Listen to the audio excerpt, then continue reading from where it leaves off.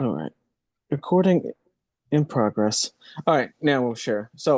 Um, I promised Lauren that I would go through the Stuff Bible. A lot of people kind of get confused with it, about how to navigate it, which I get. So here is stuffbible.org. I like to use it just because it's I of all the other websites, it's pretty good. It doesn't have everything in it, and that's why I go to multiple websites here. But it's pretty close. I like it. So as you can see, I'm there, and I could click on the first box here on the left, oh, and the left, and it will pop up uh, translations. Obviously, it showed me my current one, but there's a whole bunch of, English versions of whatever, and but there's also the ancient. So if I go ancient, come on, there you go. It will go to Hebrew.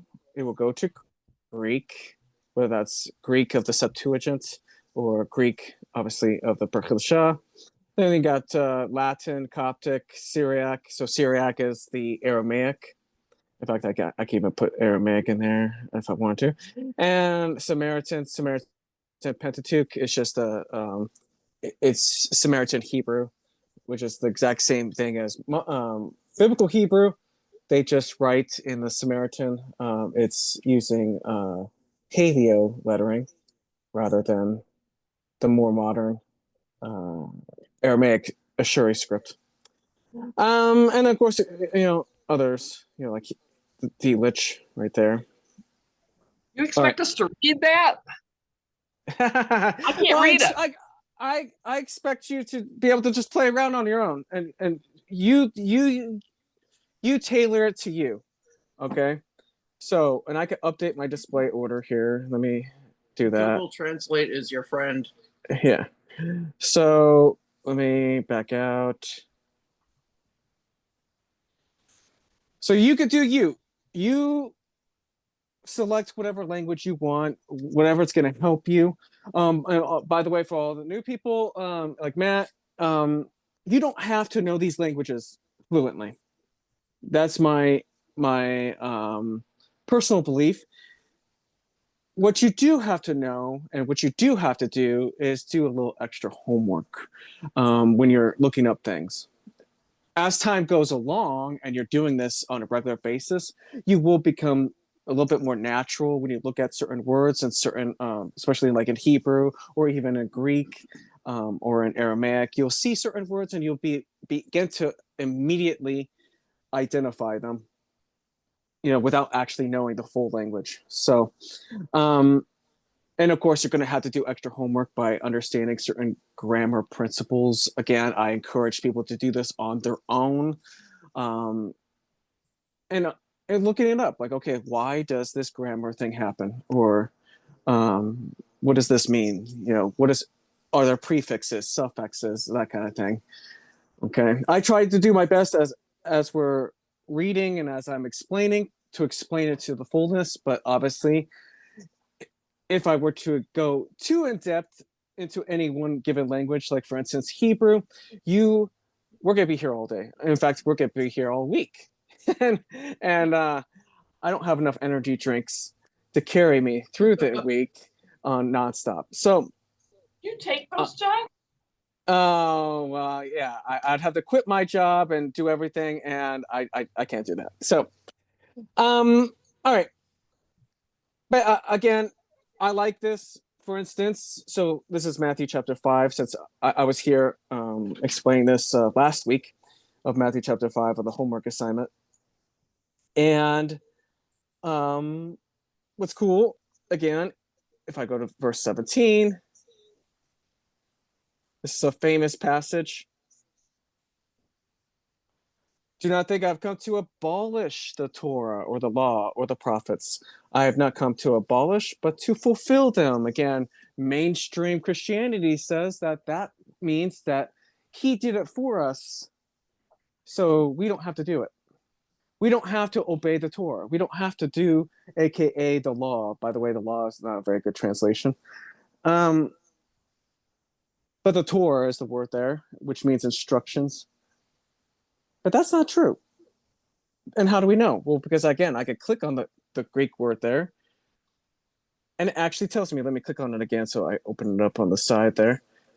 What does it mean? To fulfill, to make full. Okay, sweet. To pervade, to influence fully, to possess fully, to be complete, to be perfect, to perform or discharge, to consummate, to realize, to accomplish, to fulfill. Okay, and yes, it does say there to bring to an end, but we have to take all of the definitions and apply them to the context. And the context here, Yeshua, the Messiah, let me get back. I don't know why it scrolled down for me. Yeshua cannot tell us that the Torah has been that he didn't come to abolish it, but then to abolish it. he can't say that. That's contradictory.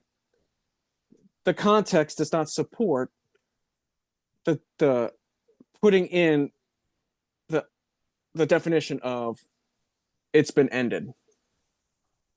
You can't do that.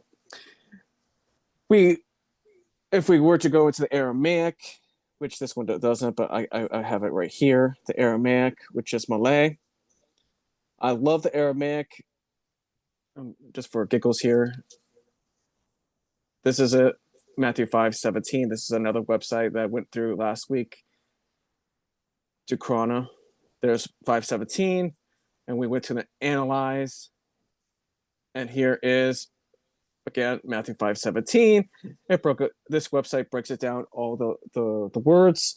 And then I go into the last word right there at the bottom, right here, which is Malay. And it gives me the definition. What is the definition in Aramaic? Well, Aramaic is very close to Hebrew, and in fact shares the same definition and the same word. Means to fulfill, to compensate, to ordain, to perfect, complete, to be filled, to assuage, to be repaired. I love that. Up here, to be sufficient, to be qualified, to be capable, to assuage or to persuade. Well, that makes sense. Yeshua did not come to abolish the Torah or the prophets, but he came to assuage a person about them, to persuade them of it. Which is in line with Isaiah 42. Yeah, to again, this bottom right here, something with a hole, to be repaired, to fully teach it, fully preach it, to repair anything that other people were not teaching, not preaching. This makes complete sense. I didn't come to destroy it. I came to fully teach it, fully preach it. Makes sense. Absolutely. And Yeshua did do that. Absolutely. At no point is Yeshua, the Messiah, the Son of Yahweh, at no point, he is never going to be preaching against the Torah. To preach against the Torah is to become anti-Messiah. Okay, it means that he's not the Messiah, because that means that he's pushing out sin. 1 John chapter 3 verse 4 tells us that sin is transgressing the Torah. It's lawlessness. Not only that, but it would also trot all over every prophet that's ever been written. Yeah. Who tells that the Torah is forever. We're going to be doing it forever. Yeah. So Yahweh creates the first 5 books, right? I mean, he inspired all of it, right? But he hands Moshe the first 5 books, tells Moshe to write everything down. Moshe writes everything down. Then he tells the people, follow this, follow the Torah. Don't deviate. Don't go to the left. Don't go to the right. Follow the Torah. If you stay in this Torah, if you stay in my instructions, you'll be my people. I'll be your Elohim. I'll be your mighty one. What? I can't read that. I'm sorry? No, she's just looking for glasses because she can't see the screen. Oh. But I told her I got glasses and I can't read it. Well, I mean, You can Fair. copy and paste if you ever have questions on that, and Google Translate will help you there. um. So he came to teach, and then Yahweh then sends, of course, prophets, because Israel is disobeying the Torah. So what does he do? He sends the prophets. He sends people like Isaiah, Jeremiah, Ezekiel, Amos, Nehemiah. He sends all these prophets. They kill some of them. They beat some of them. They persecute others. And they continue in their disobedience. Yahweh then sends his son. What is his son? By the way, Yeshua is a prophet. In fact, that's part of the prophecy, the messianic prophecy. He has to be a prophet like Moshe, according to Deuteronomy chapter 18. And so he is a prophet like Moshe. In fact, his whole life story in the beginning, his birth is exactly like Moshe. He's raised up in Egypt. He is almost killed by Herod. Of course, Moshe almost killed by Pharaoh. Okay. Same thing. So would Yahweh then say, well, just joking, after the death of burial, resurrection of his son, say, just joking, I'm getting rid of that Torah thing that I condemned others for not doing. No, he wouldn't do that. Yahweh does not change. Yeah, my apologies. I killed some of you because you disobeyed me back then. But now you guys can just, the sky's the limit. Just disobey all day long. It won't matter because you have grace now. No, that does not make sense. No, Brian, what are you doing? Stuff. Jeez. Come over to my house and start throwing things around. I know it. Anyways, so it won't make sense. But what does make sense, and in order to be the Messiah has to be preaching the word of Yahweh. In fact, Yeshua is tempted in the wilderness. He's tempted in the wilderness, and the enemy says, hey, turn these stones into bread. Yeshua's response, man did not live by bread alone, but by every word from the mouth of Yahweh. Whoa, every word from the mouth of Yahweh, that's the Torah. So we don't live by bread alone, but by every word that proceeds out of the mouth of our Creator. So if our Creator said, don't murder, check. That seems easy. Don't murder. Don't have sex with animals. Check, double check. I'm good. Don't want to do that. No raping. Yep, I'm good. Etc. etc. Oh, don't eat unclean. So, yes, that means throw out your pig. Okay. For some people that might be really hard, but guess what? It's fine. You won't die. Check. There's also a just for those who don't know, it's a future prophecy, Isaiah 65 and 66. Yeah. Tell us that at the end of time of the new heavens and new earth, that the Yeah. pork is still abominable. Yep. And I encourage people to read those. Read Isaiah 65, 66. These are Isaiah 65 and 66, as Brian was pointing out. These are end time prophecies. Like, these things have yet to occur. And how do I know it's end time prophecy? Because it says a new earth, a new heaven and a new earth. Well, that's exactly like Revelation, a new heaven and a new earth. And at the Isaiah 65 and 66, pig is still unclean. Pig is still abominable in the eyes of Yahweh. So it was abominable in the eyes of Yahweh in Leviticus 11. It's still abominable in the eyes of Yahweh in the 1,000-year millennial reign in the future. What makes you think pig is going to be okay here in the middle? It's not going to be. It's not going to be. I mean, I can't see the creator of heaven and earth sitting back and saying, well, I'm banning it in the beginning, I'm going to ban it at the end, but man, it's a free reign in the middle. Like, no. it doesn't make sense. Where does it say that in the millennial reign? I'm sorry, what? What scripture is that mentioned in the millennial reign? Not to have pig. Revelation talks about millennial reign, 1,000 years, the Messiah, when he comes, Messiah's going to do a whole bunch of stuff. And this also, you have to pair up with the prophet Ezekiel. When Yeshua comes, he will stand upon the Mount of Olives. The Mount of Olives will be split into two, making a highway for Yahweh's people. This is coinciding with also the prophet Isaiah and also in the prophet Jeremiah, talking about a greater exodus. There's going to be a second exodus, and this exodus of Yahweh's people, of Israel, is not going to be one. It's going to be an exodus that pales in comparison to the exodus that we read earlier in Exodus. It is going to be so great, where Yahweh is going to rescue his people from the north, south, east, west of the whole entire earth. And he's going to bring them back into the land. But it's going to be so great that we'll no longer talk, according to Ezekiel, we'll no longer talk about the exodus of Moshe. We'll no longer talk about parting the waters of the Red Sea. No. We will be talking only about the exodus, this great exodus of Yahweh, at the day of Yahweh. So when Messiah comes, according to Revelation and Ezekiel, he will stand on Mount of Olives. He will split the mountain in half. By the way, that hasn't occurred yet. Mount of Olives is still whole. Okay.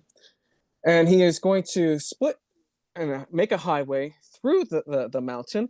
That mountain, then that highway is going to lead right up to the gates of the New Jerusalem, exactly where the Lion's Gate is. Of course, the Lion's Gate right now currently is a graveyard by the Muslims, as if that's going to stop the Messiah or Yahweh from ever coming, I guess. I don't know. Muslims are kind of crazy. Like we bury pigs to stop them from coming. It's based, yeah. Yeah, so won't buy it.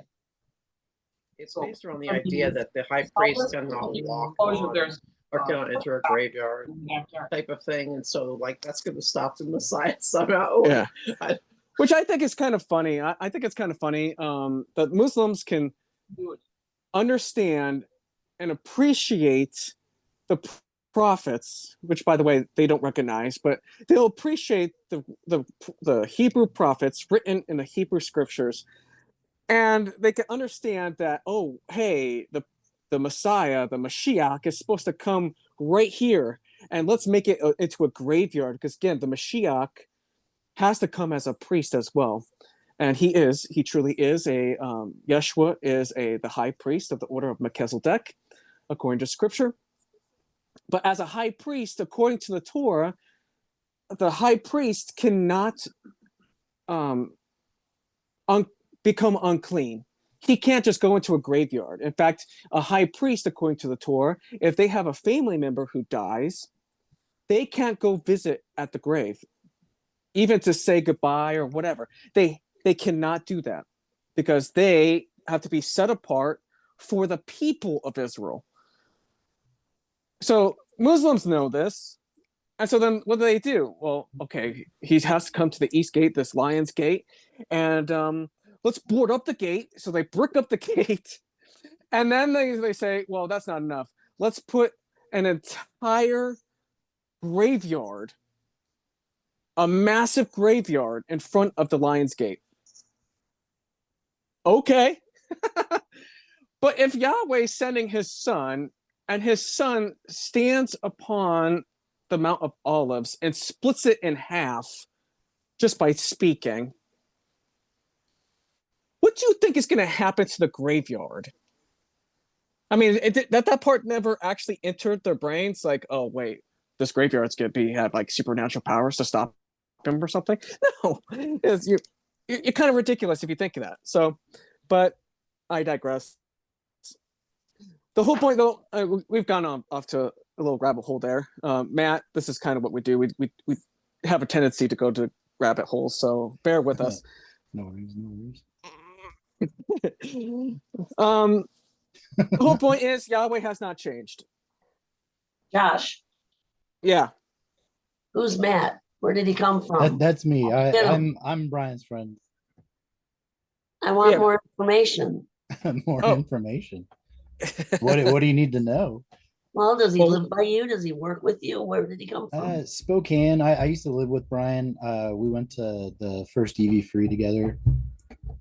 Three Crosses. Yeah. So you guys live close? I live in Spokane. Not- He's in not now. Pueblo. Okay, so okay. So he's about an hour and 40 minutes away from us. Yeah, not too far. Now, Matt, I don't know about the rest of everybody here, but I need your social security number, your date of birth. All right. And... Let me write it down. I'll just put it Oh, right sweet. there. Okay. You want my tax information too? That's what that Yeah. I gotta get to know you. No, shucking. I'm just joking. Have you been with Josh before for his meetings? No, this is the first time. Just decided to yay. Yep. message Brian this morning. Sorry, and I'm he's like, hey, nosy. you want to come to church? I said, yeah, I do. Josh knows that I'm just nosy. It's okay. No, it's all You were good. You know, complaining about all these women, and there's a guy. this was like last minute. Brian was like, "Hey, Matt's joining us," and I was like, I even told Brian, like, "Oh, sweet, we're having all these women and we can't get any dudes in here." So, boom, Brian's like, "I shall deliver." Okay, sorry to disrupt. Thank you. Oh, well, I'm glad All I right. could be born the way I was. Yeah, welcome, dude. Yeah, welcome. All right, so I hope that a little introduction, by the way, ladies. I hope that introduction for the Step Bible, just play with it. Just go onto the website, click. Oh, what does this do? Oh, hey, what's that? And honestly, you'll get to know it a lot better. Again, the cool part is you could click on the words. The Greek will pop up. A lot of times, if you click on the words, it will also highlight the other. If let's say there's the same word in the verse multiple times, it's going to highlight it all for you so you can see it. So that's the cool part. 130 of them. So, and again, when you click on the words, it will tell you the Strong's Concordance as well.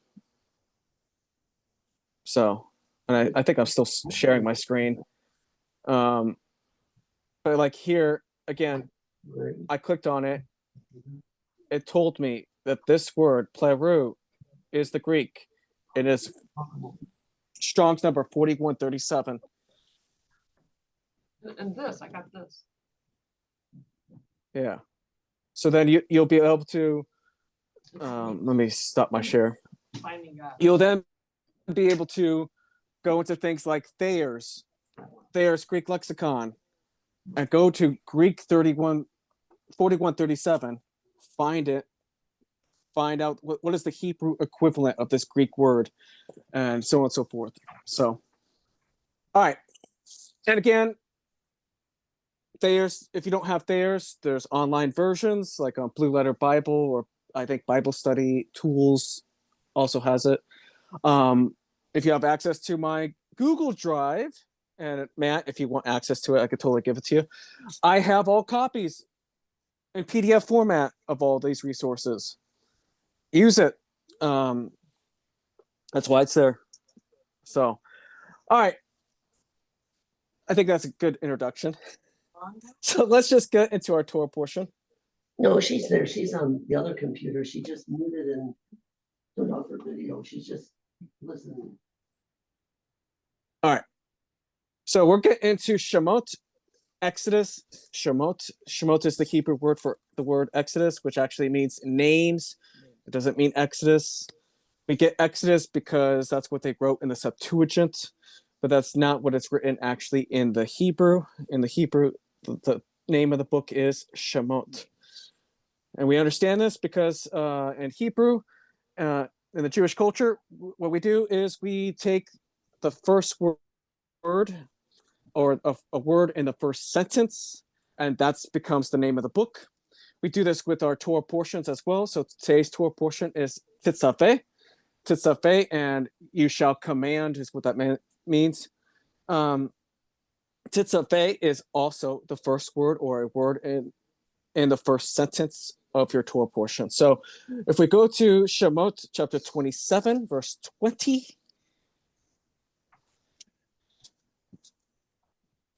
Exodus 27, verse 20. If you're using the ISR Bibles, it is page 86. And I will show you guys also in the Hebrew, just so that, again, I don't want anyone, again, I know I say this every week. Don't trust me. Double check everything yourself. I encourage you. Prove things beyond a shadow of a doubt. Okay? I just but- ordered another case of the Bibles, Josh, if he wants me to send him one. Oh, that's nice. Yeah. Well, Just let me I'm know. sure. Yeah, if anyone wants one. All right. And here it is. There's the word titzafeh. Ve'ata titzafeh et b'nei Israel. And you shall command the people of Israel. Okay. So titzafeh, you command. Okay. This comes from the word mitzvot, which means command. And when you do the tav in front of it, it becomes a you command. Okay.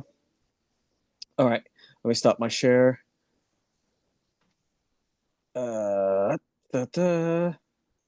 Zoom meeting. Stop it.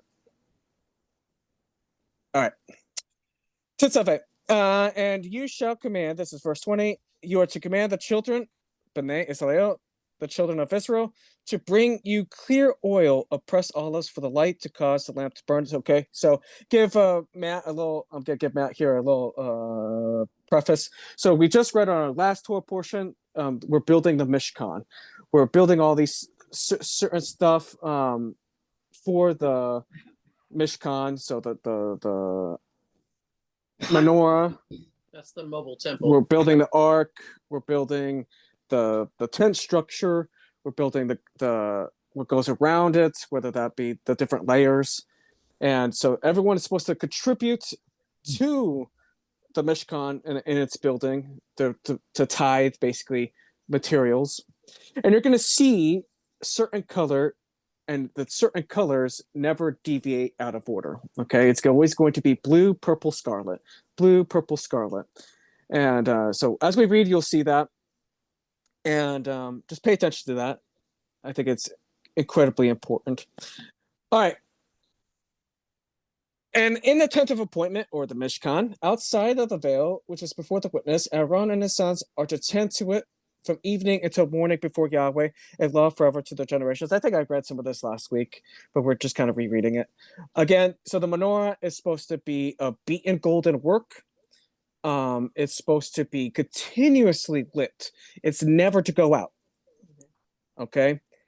And of course, I tied this up to John chapter 1. Yeshua is the light. So this menorah is supposed to be the light inside the Mishkan, inside the temporary temple. What is Yeshua? Yeshua is considered the light in John chapter 1. Okay? The light.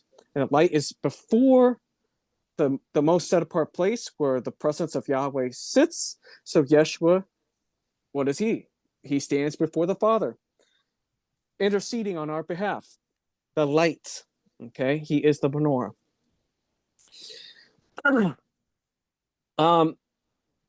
Chapter 28, verse 1. And you shall bring near Aaron and your brother and his sons with him and among the children of Israel, and serving as priests to me, Aaron, Nadav, and Avihu, Eleazar, Ithamar, and the sons of Aaron. And you shall make a set apart garments for Aaron, your brother, for esteem and for comeliness. And you shall speak to the wise of heart, whom I have filled with the spirit of wisdom. They shall make the garments of Aaron and his, and to him set him apart, for him to serve as priest to me. And these are the garments which you make: as a breastplate, a shoulder garment, a robe, an embroidered long skirt, a turban, a girdle. And they shall make the set apart garments for Aaron, your brother, and his sons for him to serve as priests to me. And they shall take gold and blue, purple, and a scarlet material, and a fine linen, and you shall make the shoulder garment of gold, and of blue, and of purple, and scarlet material, and fine woven linen, and the work of a skilled worksman. It is to have a shoulder pieces joined at the two edges, and it is to be joined together, and the embroidered band of the shoulder garment which is on, and the same worksman made of gold, and of blue, purple, scarlet material, and fine woven linen. And you shall make 2 shoham stones and engrave them on the names of the sons of Israel. So again, 6 names on one stone, 6 names on the other. And you shall put the 2 stones on the shoulder pieces of the shoulder garment as stones of remembrance for the sons of Israel. And Aaron shall bear their names before Yahweh on his 2 shoulders for a remembrance. And he shall make a setting of gold and 2 chains and of clean gold, like braided cords, and fasten the braided cords to the settings. And you shall make a breastplate of right ruling, of work of a skilled worksman, and the work of the shoulder garment. Make it of gold, a blue, a purple, scarlet material, and fine woven linen. It is a square, doubled a span of its length, and a span in its width. And you shall put the setting of the stones in it, 4 rows of stones. The first row is ruby, topaz, and emerald. The second row is turquoise, sapphire, and a diamond. The third row is jacinth and agate and amethyst. And the fourth is beryl, shoham, and jasper. And then they are to be set in a gold setting. Again, so that's going to be the chest plate right here, the breastplate. They shall make a braided chains of cord work for the breastplate at the end of clean gold, and they shall make 2 rings of gold for the breastplate, and shall put the 2 rings on the 2 ends of the breastplate, and you shall put the 2 cords of the gold of the 2 rings, which are in the ends of the breastplate, and the other 2 ends of the cords you fasten to the 2 settings, and you put that on the shoulder pieces of the shoulder garment in front. And you shall make 2 rings of gold, and you shall put them on the 2 ends of the breastplate on the edge of it, which is on the inner side of the shoulder garment. And you shall make 2 rings of gold and put them into 2 shoulder pieces underneath the shoulder garment on the front of it, close to the seam above the embroidered band of the shoulder garment. And they bind the breastplate by means of its rings to the rings of the shoulder garment using a blue cord. And that is above the embroidered. So again, Yahweh is being very, very specific. Very, very, very specific. Again, they can't just pop it out of their butt and say, yeah, we're going to make it like this. No, that is not how it goes, right? Yahweh is very specific. Again, as I mentioned before, when we're building the Mishkan, they couldn't make that up either. And why? Why can't they make it up? I know this is a question I've already asked people, you guys last week. Why can't we make up how to make the Mishkan or how to make the temple? Why can't we make that up? Because we had specific instructions on how to do it from Yahweh. But why did Yahweh give us specific instructions? I mean, why go through such a Because it's lengthy like process? the one that's in heaven. Yeah, exactly. Right? There is a temple in the heavens. And in it, what we're producing is a carbon copy. A carbon copy. This is why, again, Moshe cannot go outside of this carbon copy of these instructions. We fast forward in time, and we see in 2 Samuel, 1 Kings, where David is given the instructions on how to make the temple. Now, David himself is not going to make it. His son is going to make it, Shlomo or Solomon. And so, of course, but David can't make it up. So specific instructions were given to David on how to make it, what to do, how to do it. We see this in Ezekiel. Ezekiel shows us a 3rd temple. And in Ezekiel's temple, again, Ezekiel is given very specific instructions. In fact, he has to go around measuring the walls, measuring the height, the length, the breadth of the walls. He's given very specific instructions. You can't deviate out of this. Why? Because there's a temple in the heavens. You can't do it. So again, to deviate, to say, well, he said blue, purple, scarlet. You know, I've never been a fan of blue. It never really matched my eyes. So I'm going to do orange. No, no, that would be rebellion against Yahweh. That would be rebellion against the word of Yahweh. Yahweh should strike you down, right? We can't make up our own worship. By the way, that is a worship. An act of worship is literally just following what Yahweh wants you to do. I know I mentioned this last week. You know, a lot of times we think of worship as, oh, I sing songs and I'm so happy and kumbaya. No, worship is literally every act that we do for Yahweh. You should, anyone who's interested, you should do a word search on the Tanakh, aka the Old Testament, of worship. Oh yeah, and you'll find out that most of the time worship is not referred to as singing or as dancing or anything like that, but it's referred to as your obedience. Yep. This is your worship. So I don't know if you guys heard all that, but yeah, I encourage you guys. To do a word search on the word worship. What is it? What does it mean? And if you do a word search, I would hope that all of you will perform exegesis. And what does that mean? For those who don't know. So again, exegesis is going through the Bible. If I want a topic of something, let's say love or worship, okay? I'm going to go from Genesis all the way through to Revelation. I'm going to mark down every passage that says the word worship. I'm going to look at definitions. I'm going to look at context. And when I do all that, then I have the entire idea. What is worship? Or what is love? Or fill in the blank, whatever topic we're talking about. This, yes, does produce a lot of homework. This does require a lot of time and effort on your behalf to do. But I encourage people to do this. And this is actually what they teach you in Bible college too. They teach you to do exegesis. Ironically, most pastors within Christianity and also rabbis within Judaism do not perform exegesis. They perform what we call eisegesis. And eisegesis, despite the fact that colleges tell you not to do this, they do it. And what is eisegesis? Eisegesis is where you take a random, isolated verse. You say, worship, yeah. And then you make everything about that. Like Romans, where Paul says we're no longer under the law. Yeah. But then in Romans 5 and 8, like at the ends of both of those chapters, he tells us there are two laws. And that one of those is righteous for us. One of those is life for us, which goes back to Deuteronomy 18, I believe.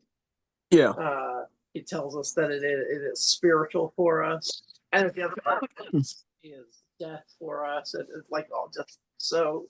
No, and it's a good example. I mean, another example would be like in Matthew. Is it Matthew 8 or is it 9? Don't quote me. In Matthew, Yeshua says, "I declare all foods clean." And I don't know how many people will isolate that verse and they'll say, "See, he declared all foods clean. That means I can eat my pig. Holy crap! Pass me that plate of bacon." No, that's not what he's saying. In fact, the original context is about ritual washing. Ritual washing. Well, not only that, but there are two words in Greek for food. Yes. One is just like anything that you eat. Yeah. And the other one is specifically in reference to Mosaic law or Torah. Yeah. And then the context, of course, is ritual washing. So ritual washing. And of course, the Pharisees said, "Well, how come your disciples, they don't ritual wash?" And Yeshua's like, "What? again, what is ritual washing? In Judaism, ritual washing is where you take a ritually clean container or like jug, and you will dip it into water and you will pour it over your left hand first. You'll say a prayer as you do it. You'll then pour it onto your right hand. You'll say a prayer there. You will continue this process as many times as needed. Certain rabbis say it's 5 times, others will say 7 times, others say 10 times. Whatever rabbi that you're following, that's what you'll do. And then at the end, then and only then can you actually eat your food. Okay. And the idea of this was that you're getting rid of the demons that are on your hands. Ooh, those pesky demons on your hands. Ooh. Okay. Awesome. We call those germs. But in reality, the idea was that there was demons or fallen angels that will, if you eat with unclean hands, they will then possess you, and this is where we get demon possession. However, that's not how that works, and so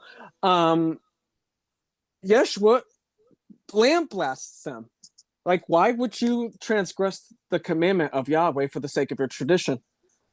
And then Yeshua then goes to say, like, it's not what you eat that makes you unclean. It's not the food that you eat that makes a person physically unclean. It's the condition of your heart. It's what comes out of you that makes you unclean. That's what he says. So then he says, well, again, you eat the food, it goes into you, it gets digested, and then you purge it, aka you poop it. And then therefore declaring all foods clean. Now again, food. What is food? The word there is Brahma. And what is set apart by the word, that's food. So then we have to say, well, geez, is there anywhere in the Bible where Yahweh has said, this is food and this is not food? Leviticus 11. Yeah.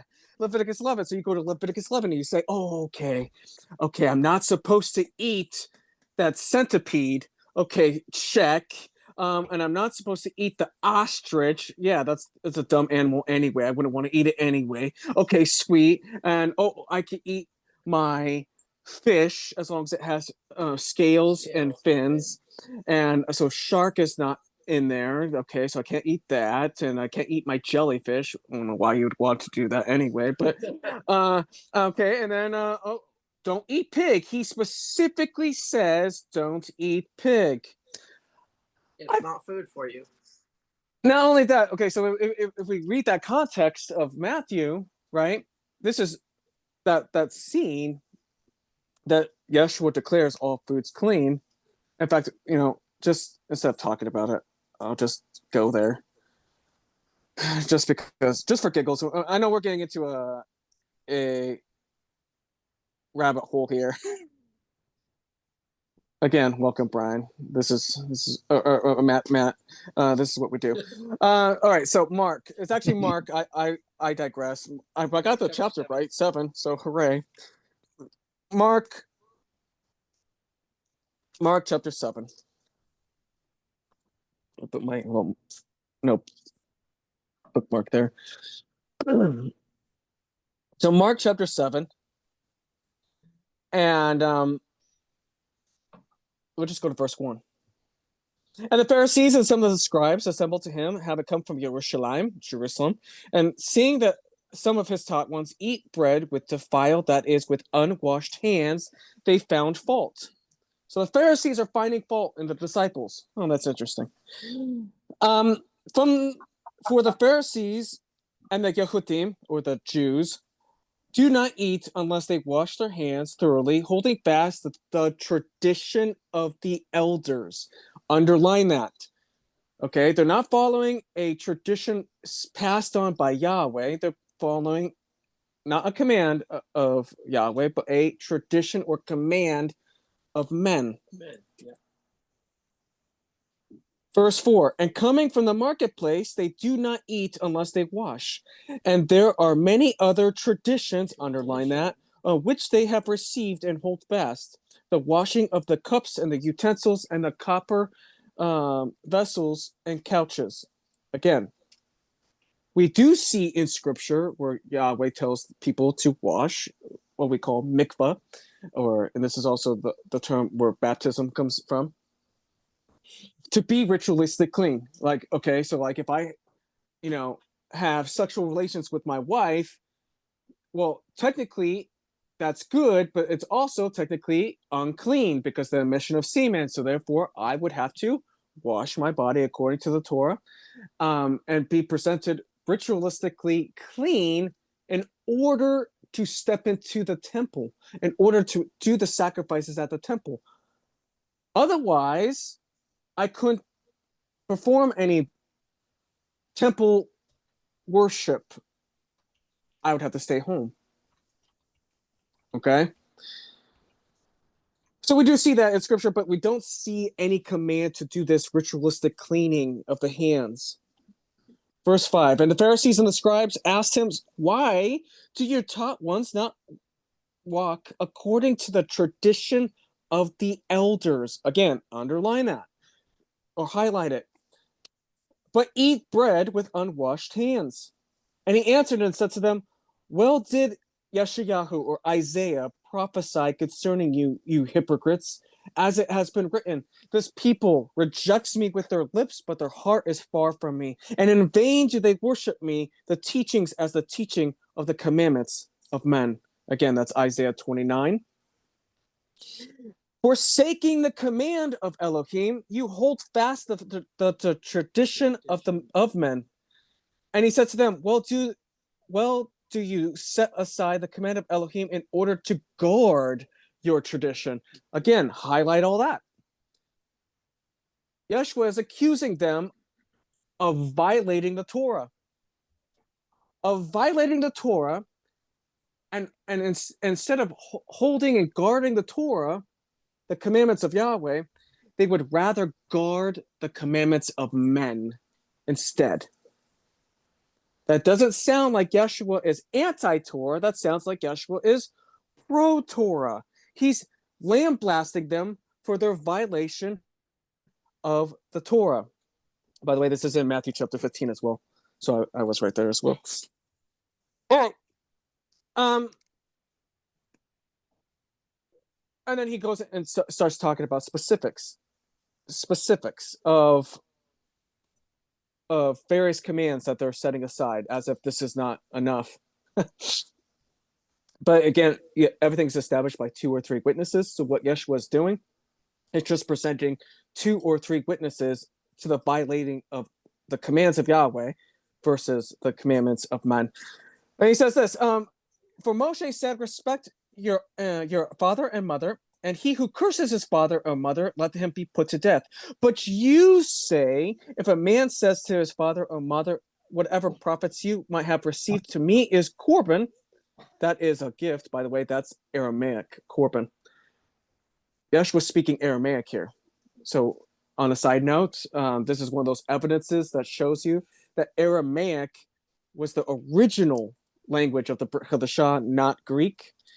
Anyways, you no longer let him do any matter at all for his mother or his father or his mother, nullifying the word of Elohim through your tradition, which you have handed down, and many such traditions you do. Again, highlight or underline that.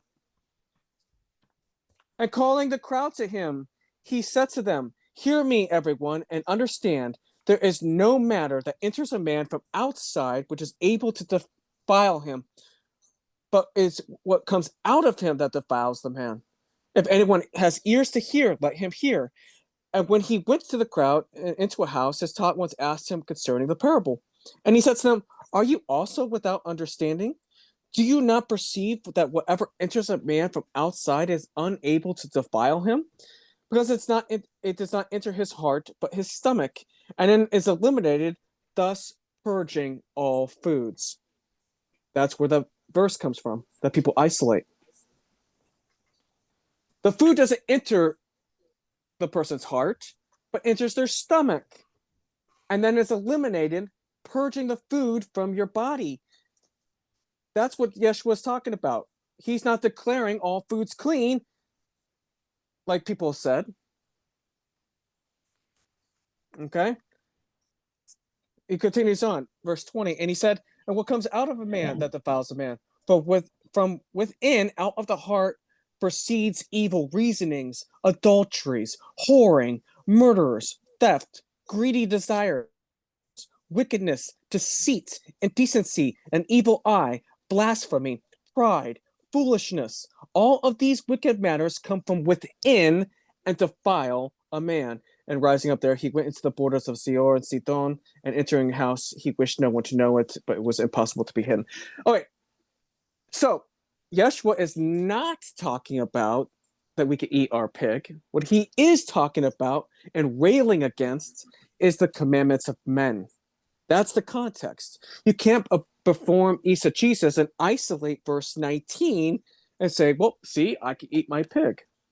Which, by the way, goes against Christian theology, because even Christians will say, well, the law was nailed to the cross, and that's why I don't have to do it, because it was nailed to the cross. Well, this episode in Mark chapter 7, and again, Matthew 15 and John chapter 7,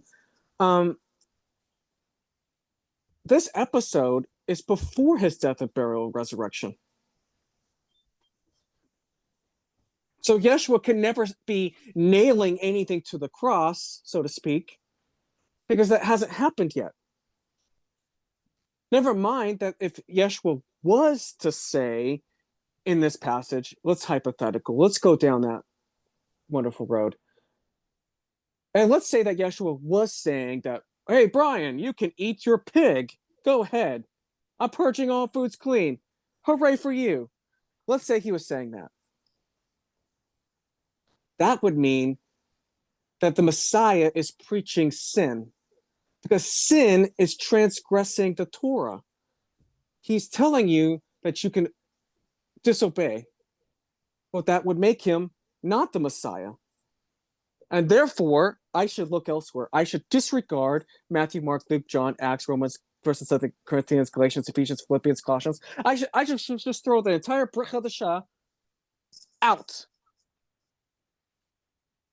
Because he's not the Messiah. Why should I care? Yeah, especially if he violates prophecy.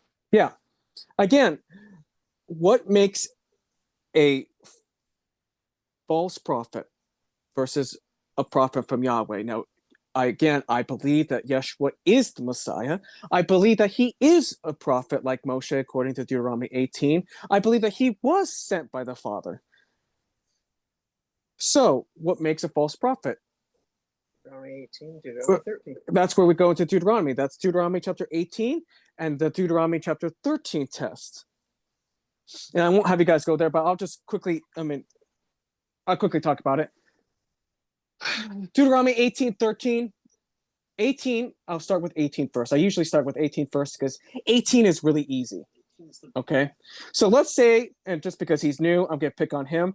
Let's say that Matt says, hey guys, the world is ending today at 12:15 p.m. The world is ending. Well, geez, thanks, Matt, for the warning. You didn't give us much time. You got 2 minutes. Get it right. Yeah, I got 2 minutes. Ah, crap. So let's say he said that, right? And he says, I come in the name of Yahweh. The world is ending in 2 minutes. It's already ended here. It's 3:00. We're done. Oh, geez. Well, I mean, if he says Oh, Pacific geez. Standard Time, there you go. So Pacific Standard Time, the world is ending in 60 seconds now. Great. Now, a false prophet, according to Deuteronomy 18, is when 12:15 comes and then 12:15 goes and the world hasn't ended. That makes Matt a false prophet, a false teacher. And according to Deuteronomy 18, we don't need to fear anything from Matt. And if this was the land, we would kill Matt because he has prophesied in the name of Yahweh, because he's inside the land of Israel. And you're to purge this evil from among our midst. Like all those false prophets on YouTube. Yeah. Well, we'll have to nuke the internet There's now. going on. Mm. So many. So, makes sense. Deuteronomy 18, super easy. Deuteronomy 18, very, very, very easy to understand. Okay. By the way, it's 12:15. We haven't blown up, Matt. All right. Anyways, Deuteronomy 13 though is harder. It's hard. Deuteronomy 13, this test on Deuteronomy 13 is trickier. And Yahweh has created it specifically to be trickier, to test people. So Deuteronomy 13, verse 1, states that Yahweh is going to bring in false prophets, false teachers. And these false prophets are going to perform a sign and a miracle. So they're going to say, I come in the name of Yahweh, and then they're going to like heal somebody or do something miraculous. Okay? Supernatural. And it's going to occur, and people are going to be like, well, he said he was from Yahweh, and look, he healed this person. It must be true. But then that false prophet, that false teacher, leads the people away from the Torah, leads them away from Yahweh, and then says, hey, let's go over here and worship this over here that your forefathers never knew. That makes them a false prophet, a false teacher. And Yahweh's presenting this case in order that people will be tested. He's testing their hearts and their minds. Do you truly love him with all of your heart, with all of your being, with all of your soul and strength? Or are you just saying it? That's the Deuteronomy 13 test. So every time I hear some pastor within Christianity say, oh, hey, the Torah has been done away with, all I can think of is Deuteronomy chapter 13. False prophet, false teacher, ignore them. Every time I hear a rabbi say, oh, hey, there's two Torahs, the oral and the written, all I hear is a false teacher, a false prophet, because there's not two Torahs, there's only one. We even pointed it out last week. The Torah is very clear. Yahweh spoke to Moshe. Moshe wrote it all down. That's what the text says. All of it. All the words. Kol devarim. All of the words. He didn't keep some back and then teach it in an oral tradition. No. That's the rabbis. The rabbis are making that up. Which, by the way, is what we see here in Mark 7. That's the rabbinical commandments, the rabbinical mitzvot, or commandments. Okay? This is the stuff that Yeshua was preaching against. Then the question becomes, truly, from that Deuteronomy 13, do we actually love Yahweh? Are we listening to him, or are we listening to people? Are we listening to our pastor up in the pulpit because, oh, well, he has fancy schmancy degrees? Well, I have fancy schmancy degrees too. I have a bachelor's degree in biblical theology. Does that make me anything special? No. In fact, I will tell you that that degree is a piece of paper in a frame that collects dust. It means absolutely nothing. Absolutely nothing. Okay? Same thing with those preachers. Same thing with those translators. They might be experts of Greek, experts of Hebrew, experts of whatever, Latin, etc. It means absolutely nothing, especially if you translate the words incorrectly. And you use your theology instead. I really love verse 3 above Deuteronomy 13 because it says, don't listen to the words of that prophet or dreamer of dreams. Yep. Where Yahweh, your Elohim, is trying you Yep, he's testing you. to know whether you love him Yep. with all your heart and with all your being. Mm-hmm. So he's doing that specifically to test you. He's giving those false prophets to say, hey, do you love me? Do you actually know me? Like Yep. who am I to you? Are you going to obey my commands? And I'm going to know you love me because you're following my commands. And by the way, that same word, that testing or trying, is the same word we find in Genesis when Yahweh tests Abraham. Does he actually love Yahweh over his one and only son? It's the same word, okay? Same phraseology. And so again, this goes back. Love.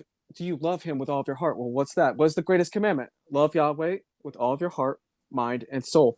Again, that's Deuteronomy chapter 6, verse 5. That's the greatest commandment. Yahshua even tells you that's the greatest commandment. And the second is like it, which is found in Leviticus 19, verse 18. Love your neighbor as yourself.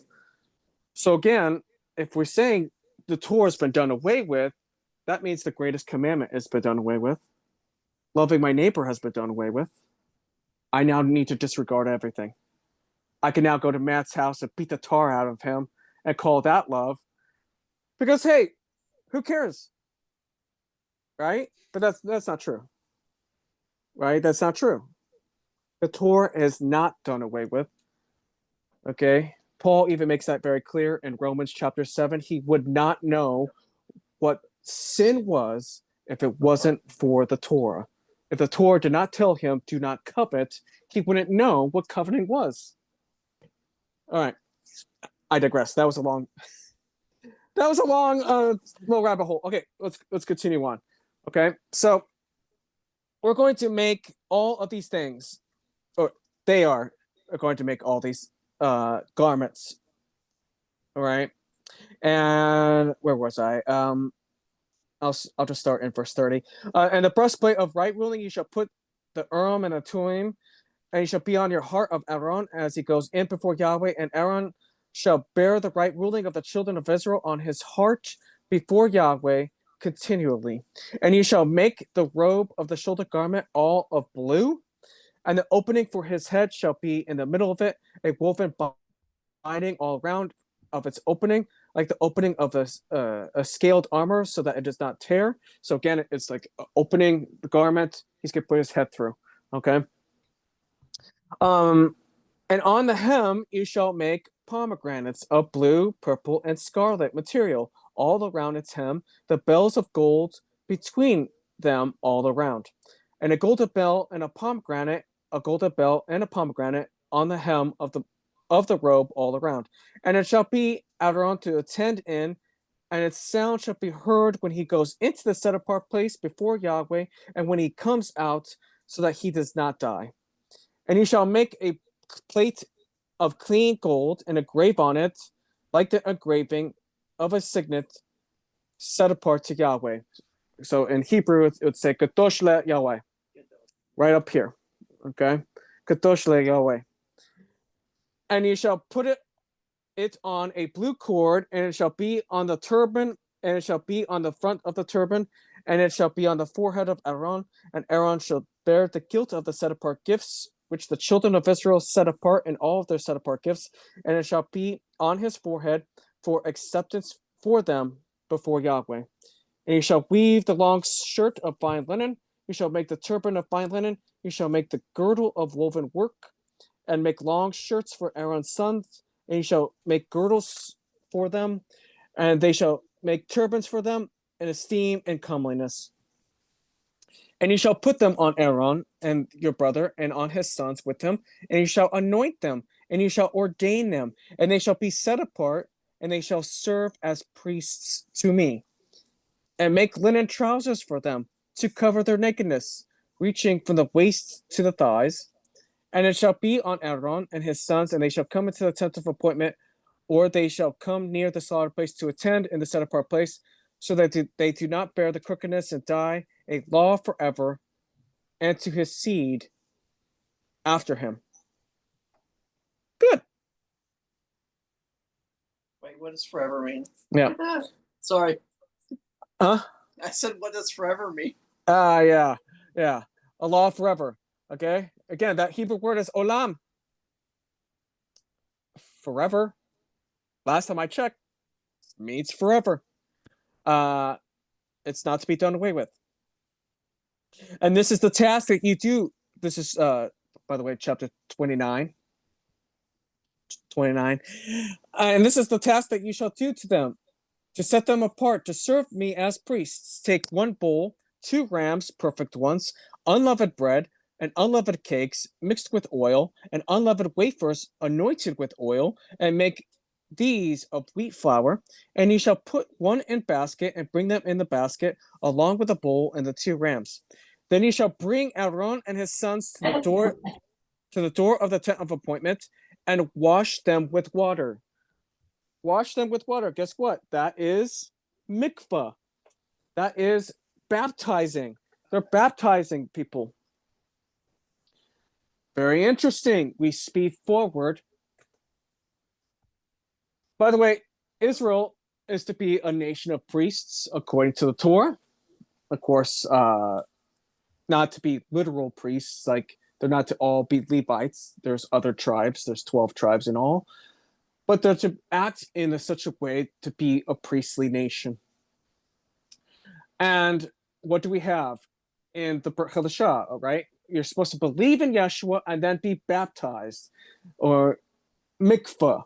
Why would you mikvah? Because it's your ordination. You're to be that nation of priests. Okay?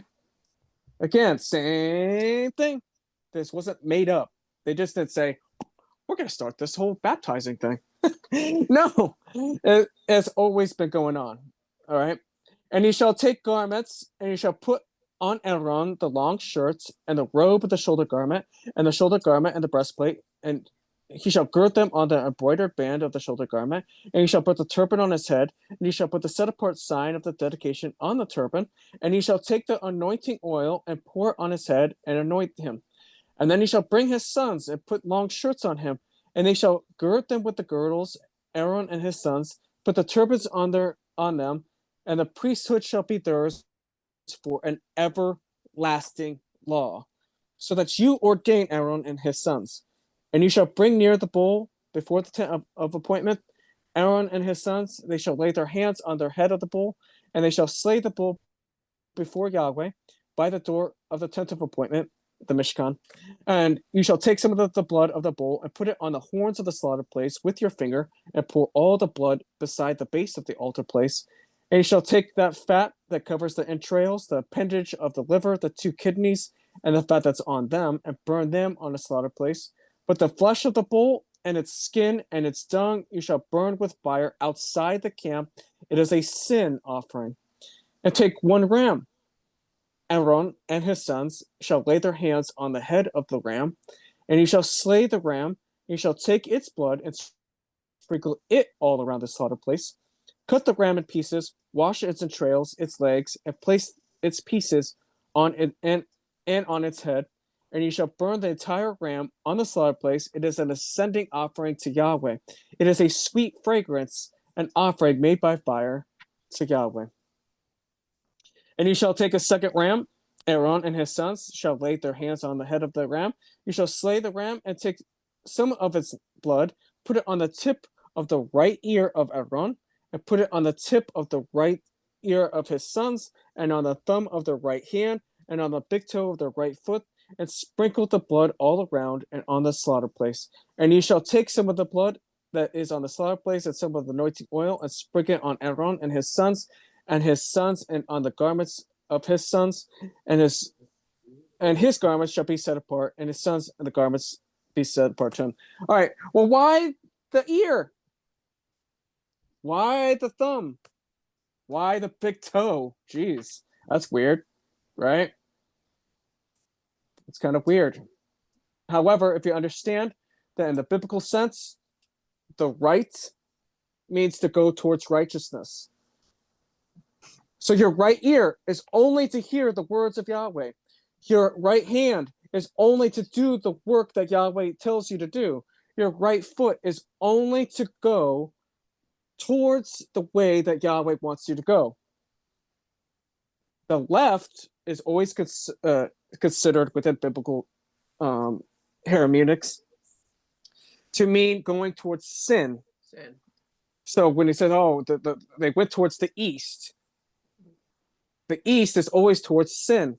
Okay, to the left. And I know What? east What? is technically to the right. I know. The left is always sin. Yeah. You gotta disable your steering wheel part of it. Yeah. So, anyways, so going to the east is towards sin. Now, again, going to the left. That's why, again, we see this in Deuteronomy a lot. That becomes the theme in Deuteronomy. We see this in Joshua, the book of Joshua.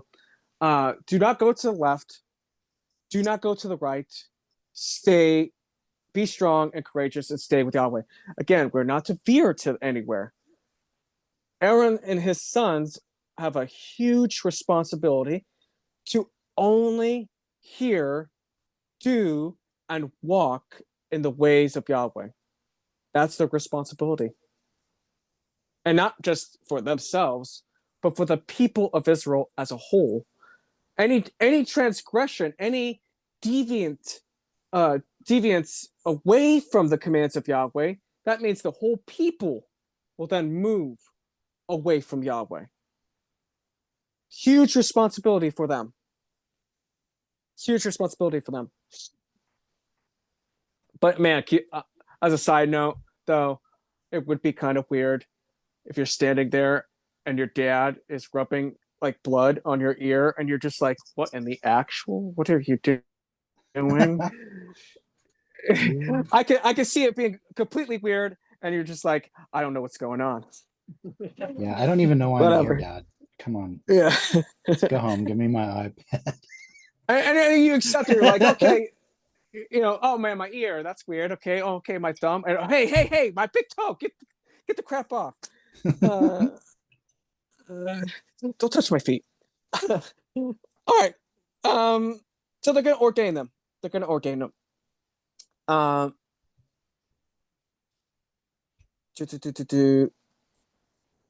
And some of this is repeated, so I'm gonna kind of skip over the sacrifices then, because it just repeats it. Again, take away the fat and the fat that it's on the entrails and the liver and the 2 kidneys and the right thigh, and you're gonna burn them.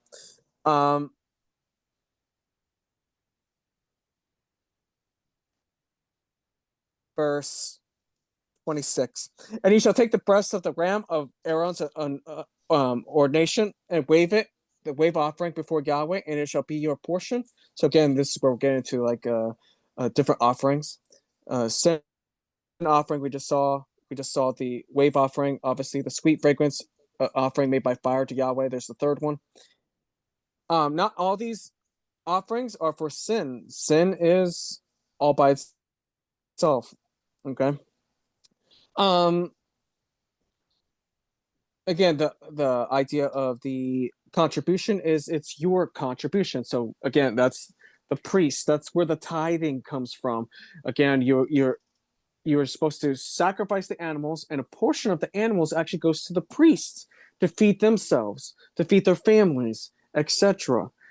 It's never meant what it is today to be like, oh, your 10% of your tithe goes into the plate, and I'm now going to drive a Mercedes Benz. Hooray for me! Like, no, that's retarded.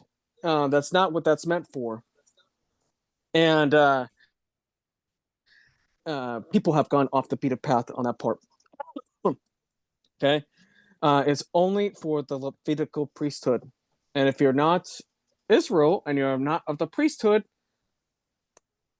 why are people tithing? No. And from the ram of the ordination, by the way, tithing also, that's tithing to the priesthood, and then there's also tithing just like, hey, I want to help out some people. So like, oh man, Brian, you're homeless. Here's some money. I want to help you out in your time of need. That's something completely different, by the way. We see that in the Brit Chadashah. We see that Paul's collecting tithing in 1 Corinthians 16:2, and he tells them, hey, on the first Sabbath, gather up all your tithing, and I'm going to take it to Jerusalem. Yeah, that is completely separate from the tithing of the priesthood. All right. The priest and his sons in the place puts on 7 days, enters the tent of appointment to attend to the set apart place. Take the ram, this is verse 31, the ram of the ordination, and cook its flesh in the set apart place. Aaron and his sons shall eat the flesh of the ram and the bread that's in the basket by the door of the tent of appointment. They shall eat these offerings, which the atonement was made, to ordain them, to set them apart, but let a stranger not eat them, because they are set apart.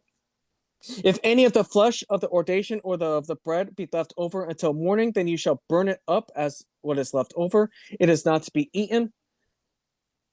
Does it say that? No, Evelyn. No. She messaged me, sorry. It's not for a laptop. Silliness. Be left over until morning, and then you shall burn up what's left over. It is not eaten because it is set apart. Okay, again, that word there is kadosh, set apart, in Hebrew, and it means to be consecrated, to be literally set apart. And again, in the Brit Chadashah, Peter quotes the Torah, "Be set apart, for I am set apart," says Yahweh. Again, what does that mean? We're all supposed to be set apart. And if we're supposed to be set apart, well, again, what does that mean? Yeah. And I find it very funny because when you read the Torah, when you read the first 5 books of your Bible, Genesis, Exodus, Leviticus, Numbers, Deuteronomy, and you go throughout the Torah, you will see that Yahweh tells you what set apart means. For instance, just because we're talking about it, go with me for a second to Leviticus chapter 11. This is the food, okay? I'm not going to read it all, okay? I encourage you to read it all, but we're going to go to towards the ending, okay? We're going to go to verse 43. Now, again, verses 3 tells us any animal that has a split hoof and chews the cud. What does chew the cud mean? Ruminant. Yeah, so they have multiple stomachs, right? So a cow has multiple stomachs. What happens with a cow? They eat the food, they digest it, they essentially regurgitate it to be passed to the next stomach, and on and on and on until it's purged out or pooped out, right? That's what chew the cud means. Okay, so you can have a split hoof. It has to have a split hoof and it has to chew the cud. These are land animals. So cows, bulls, obviously,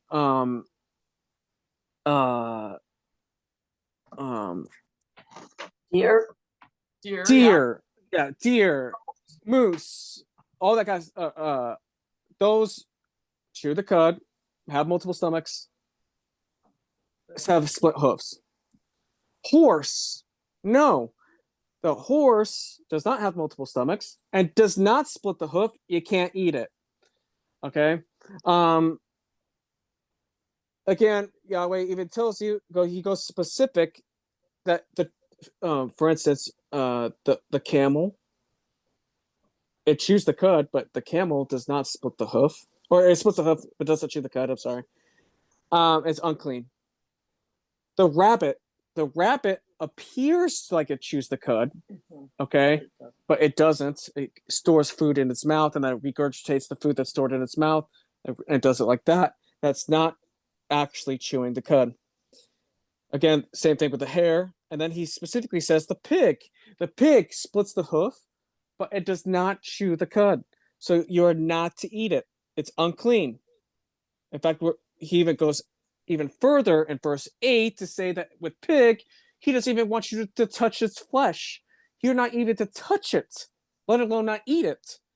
so you're not supposed to eat lamb or rabbit? No, Rabbit, no. Rabbit's unclean. I know. They eat their poop. Wait, you can't Okay. touch them? I had rabbits. Well, the pig, Yahweh goes Oh, to, okay, to the, okay.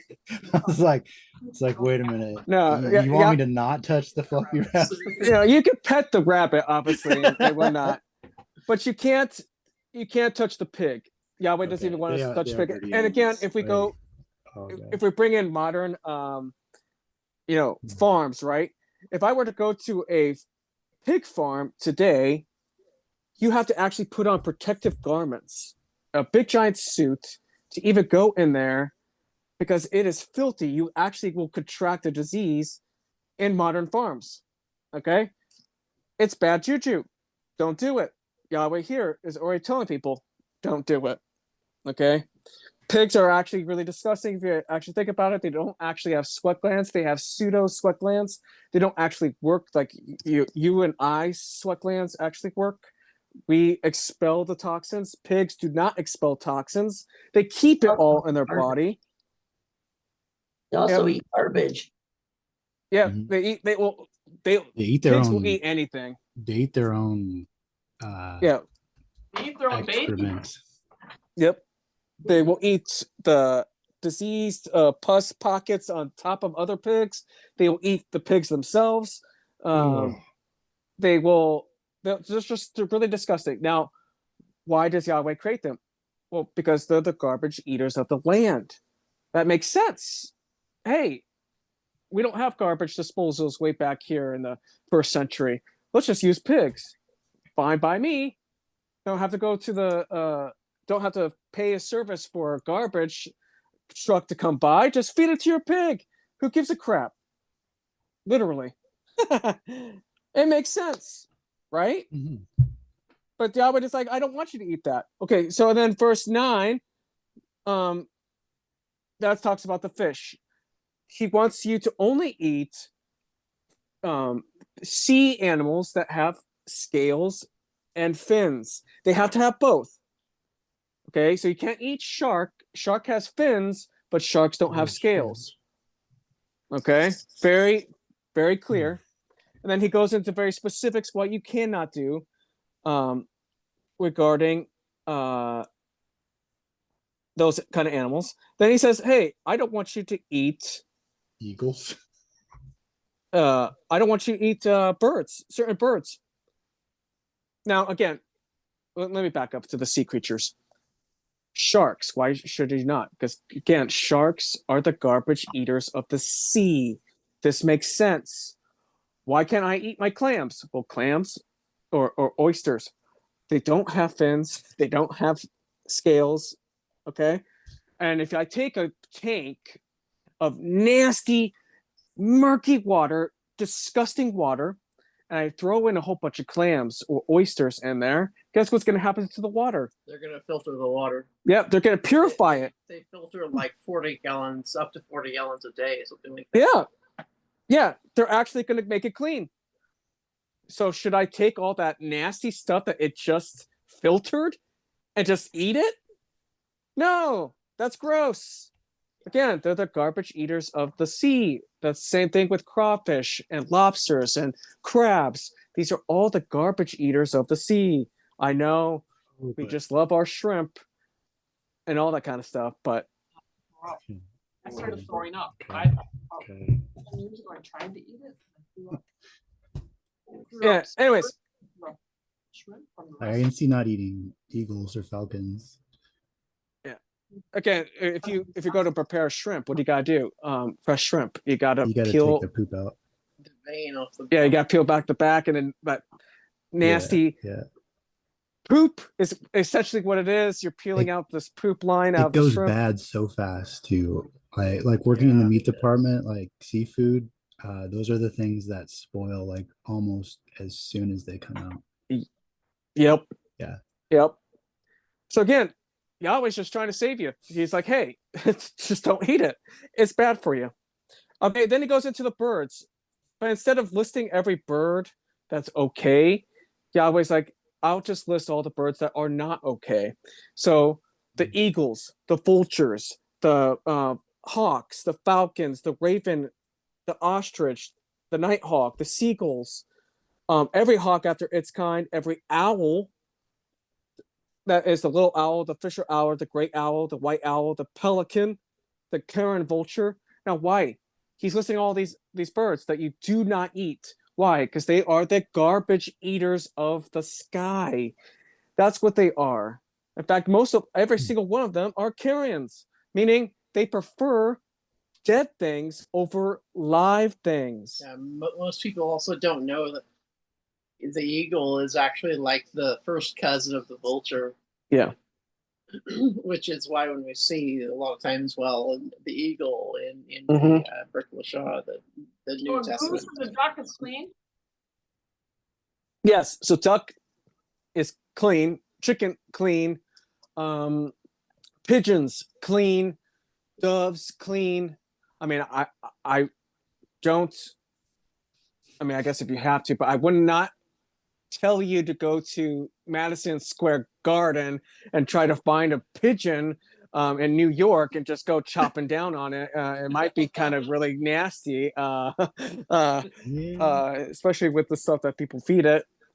I wouldn't recommend you doing that. Okay, don't be like that crazy lady in Home Alone 2. Okay, all right. Ed Goose, Huh? Goose. Goose is still. Yep, that's still part. Kind of like the duck. Yeah. You can still eat that. So those are not the garbage eaters of the sky, so to speak. I mean, they can eat garbage, but they're not predatorial animals. Okay, versus the hawks, the falcons, those are all predatorial animals.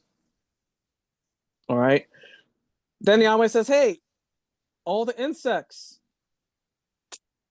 no go."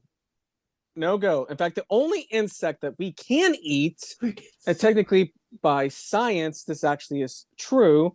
The only insect that we can eat, according to the Bible, is verse 20 and 22, is ones that have joint legs. So crickets, grasshoppers, locusts. In fact, we see John the Baptist in the Gospels eating what? Locusts and honey.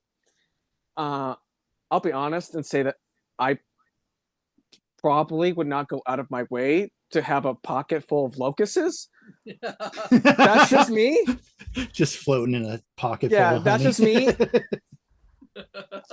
But if we're to pick any of the insects, those ones actually have the most protein. Those ones actually have the most nutrients that your body actually needs. So it makes sense that Yahweh's like, hey, these ones, good to go. Okay. By the way, I those read ones. an article on crickets, just like as an aside, like how much more protein they have and how much you can like raise in just such a small space. Mhm.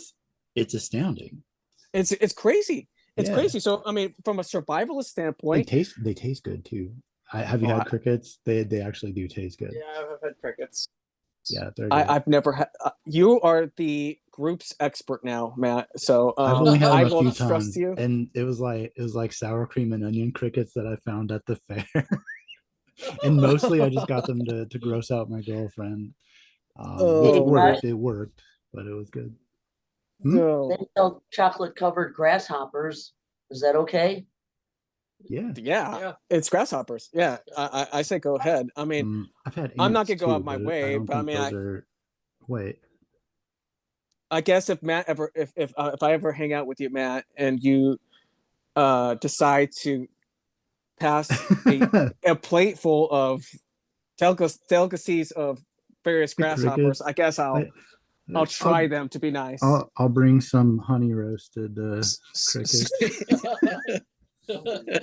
Sweet. So yeah, so we can eat those. Again, science, as Matt just said, I mean, they're just packed full of protein. You would never think of it, but absolutely they are. Okay, so from a survivalist standpoint, you know, World War III or whatever, and you're hunting for some food, grab a whole crap load of crickets. I know in the summertime here in Colville, they are everywhere. They are everywhere, just pouncing around, grasshoppers and crickets, just everywhere. Yeah. So, but any other flying insects which have 4 feet are an abomination to you. So again, bees, abomination. Wasps, termites, all these are bad. Ants, etc., etc. These are bad. Again, why? Well, because ants, and if we've ever seen, you know, insects devour a dead thing, they're pretty efficient. They're pretty good. They could do it. Okay? So don't do it. Yahweh says, I don't want you to do any of that stuff. All right?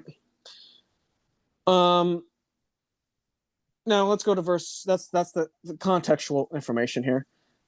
Let's go to verse 43. And it says, do not make for yourselves an abominable bite with any swarming creature. The one swarming, do not make yourselves unclean with them, lest you be defiled by them. Again, there is a difference between unclean and sinful. What's the difference, Josh? Well, sin is like if I go out of my way and say, well, I don't care what you said. You said don't eat pig, but that's sin, right? That's transgressing the word of Yahweh. Unclean. Let's say I accidentally, maybe, I don't know, someone going to the stupid fair, right? The Colville Fair, and then a herd of pigs or something got loose or something, and I accidentally touched one of the pigs. Well, that makes me unclean. I wasn't trying to do it. And that just makes me ritualistically unclean. So then what you would do, you would bathe yourself, wash yourself, and you'll be clean on the next morning. So that's the difference. Okay. You can also be unclean by certain animals that are clean. If I say unclean deer or gazelle, which we read in Deuteronomy, well, gazelle or deer, that's clean. That splits the hoof. That chews the cud. How can that be unclean? Unclean means the state of the animal. So if you're going to make a sacrifice to Yahweh, it has to be a perfect animal. So it can't have a broken arm, right? It can't have a blind eye. It can't have some sort of a disease manifesting itself on its skin or body. That would be unclean. And so there's a difference, right? A clean animal could be technically in a state of uncleanliness, specifically for like sacrifices, okay? And Yahweh doesn't want you to sacrifice unclean things to him. All right, but let's continue on. Verse 44, for I am Yahweh, your Elohim, your mighty one, and you shall set yourselves apart, and you shall be set apart, for I am set apart. Oh, that's the same thing that Peter said in 1 Peter. Well, that's interesting. Because that's Peter's quoting it, actually. So why should we not eat all this stuff? Or why should we eat only certain stuff? Because Yahweh is Yahweh, period.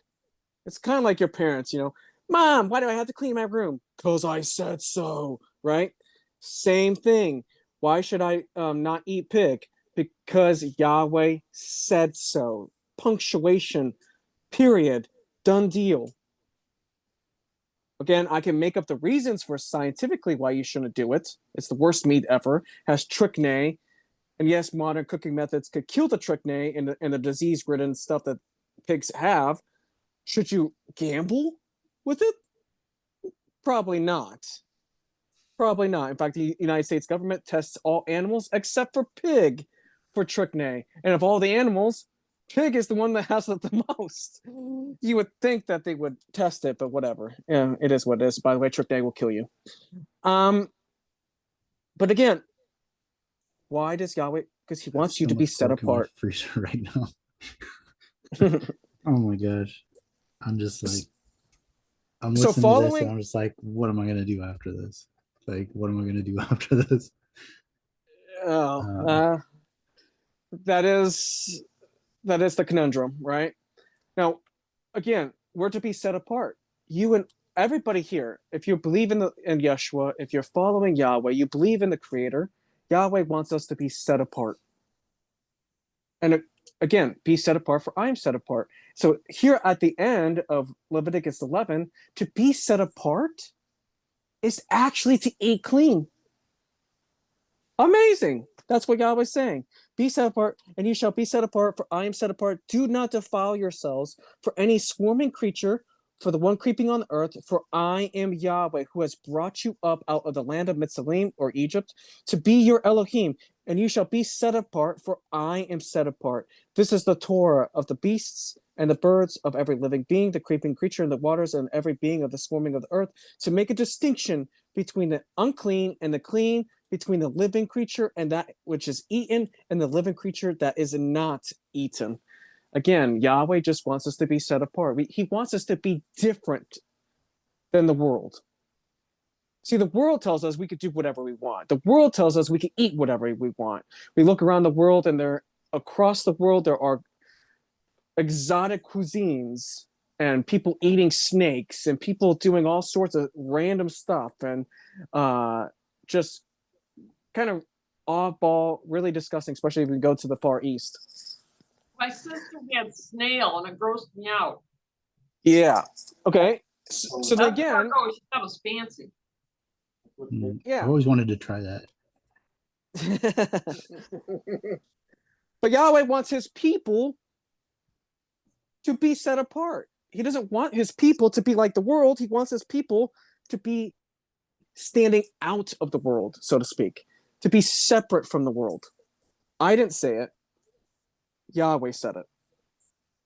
So again, when we come across, that pastor or that rabbi, say, oh, you could do whatever you want. You can eat whatever you want. No, absolutely no. That's not true. And anyone who says that, again, goes back to that Deuteronomy 13, Deuteronomy 18 says they're false teachers. They're false prophets. Yahweh's testing you. Do you love him with all of your heart? Do you want to be set apart? Or do you want to be like the rest of the world? Oh, that's a long rabbit hole. So let's go back. Let's go back to Exodus, because we got to finish our Torah portion. We have like less than one chapter left. Less than one chapter left. All right, 29. Let me go back to 29. 29. There we go.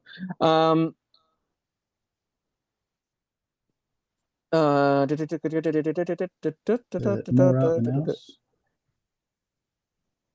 Yeah, 30. We read 37. 37. All right, 39. Prepare the one lamb in the morning, and the other lamb you prepare between the evenings.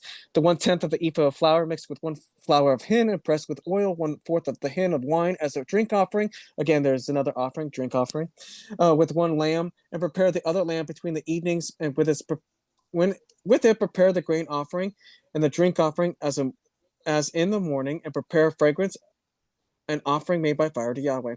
A continual offering for your generations at the door of the tent of appointment before Yahweh, where I shall meet with you and speak with you, and there I shall meet with the children of Israel, and it shall be set apart by my esteem. So again, the children of Israel are going to be set apart by the esteem of Yahweh.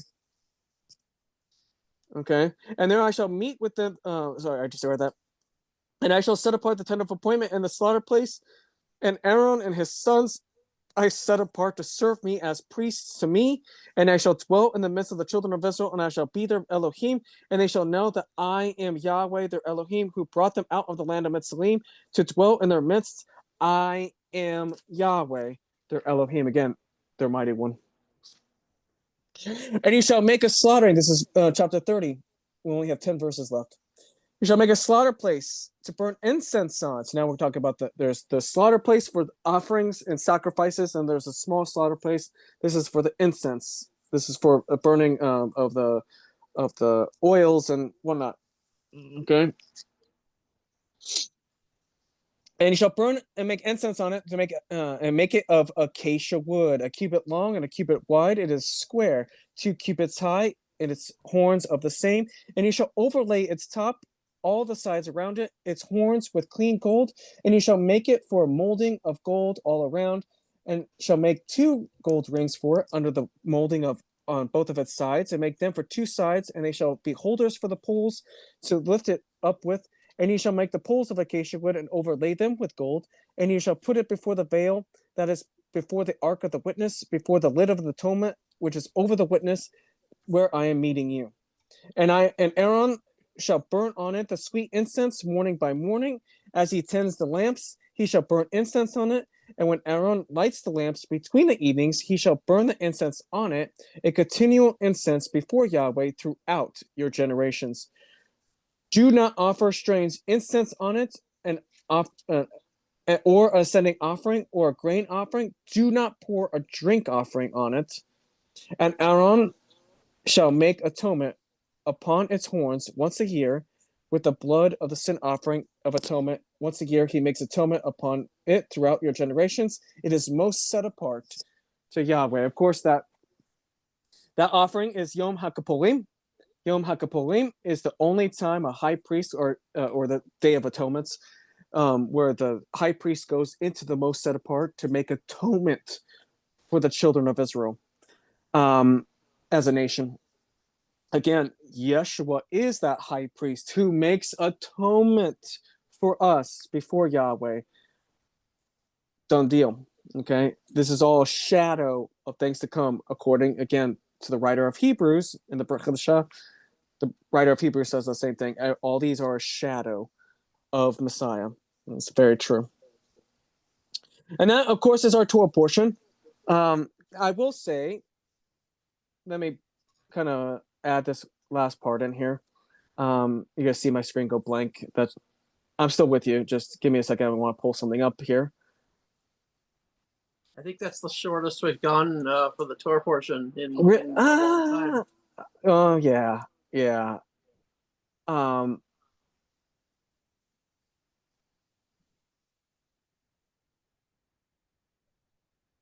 I'm pulling up the rabbinical writings here. Because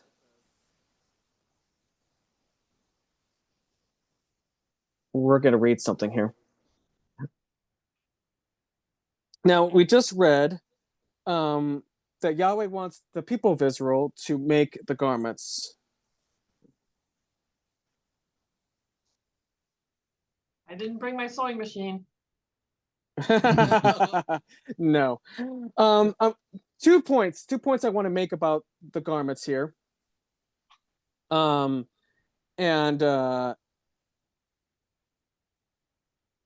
first point I want to make is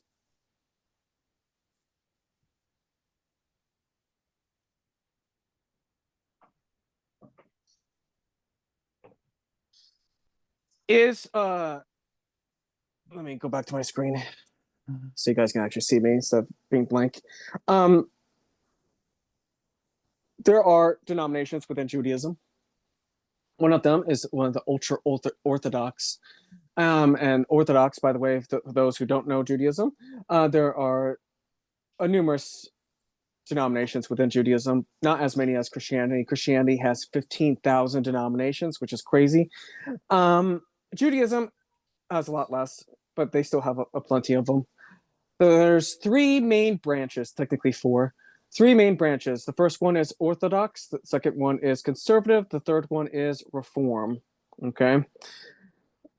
Because Orthodox, what does that mean? Well, Orthodox means that they are strict on the Torah, but they're also very strict on the Talmud. The Talmud is rabbinical interpretation of what the Torah says. A lot of times, the Talmud will supersede that of the written word. I disagree with that. I think that's a bunch of BS. Okay, because if you ever read the Talmud, then you'll know the Talmud is just a collection of rabbis arguing with one another, which I know we Jews, we love to do that. We love to argue. But it's literally a written collection of just that. Rabbi so-and-so says, this passage meant this, and Rabbi so-and-so says, no, it's about this, and Rabbi so-and-so thinks that Rabbi so-and-so is stupid. I mean, it just continues on like that, okay? That's the Talmud. And not only that, but for those who don't know, that they have the saying, you'll get more of that later, but other Shabbats, whichever. Oh yeah, the But the saying that if there are 1,000 prophets, the caliber of Eliyahu and Elijah, and 1,001 rabbis, you have to side with the majority. Yep. That's in the beginning of the Mishnah, where it says. So it's yeah, twisting scripture massively. Which is just crazy. it's just crazy. Yeah, yeah. If you have 1,000 prophets on the caliber, they're very specific on the caliber of Elijah, and you have 1,001 prophets, you are to side with the majority. You're just to side with the rabbis, not with the prophets, which is just mind blowing. Like, we're talking about Elijah. Holy crap! Why would you? No, absolutely not. Again, they're performing eisegesis, and the passage we just read actually last week, is Exodus.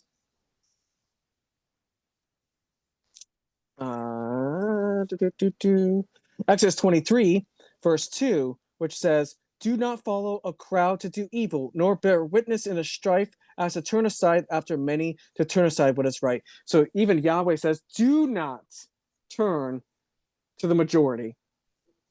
But the rabbis, they perform eisegesis and they erase the do not part.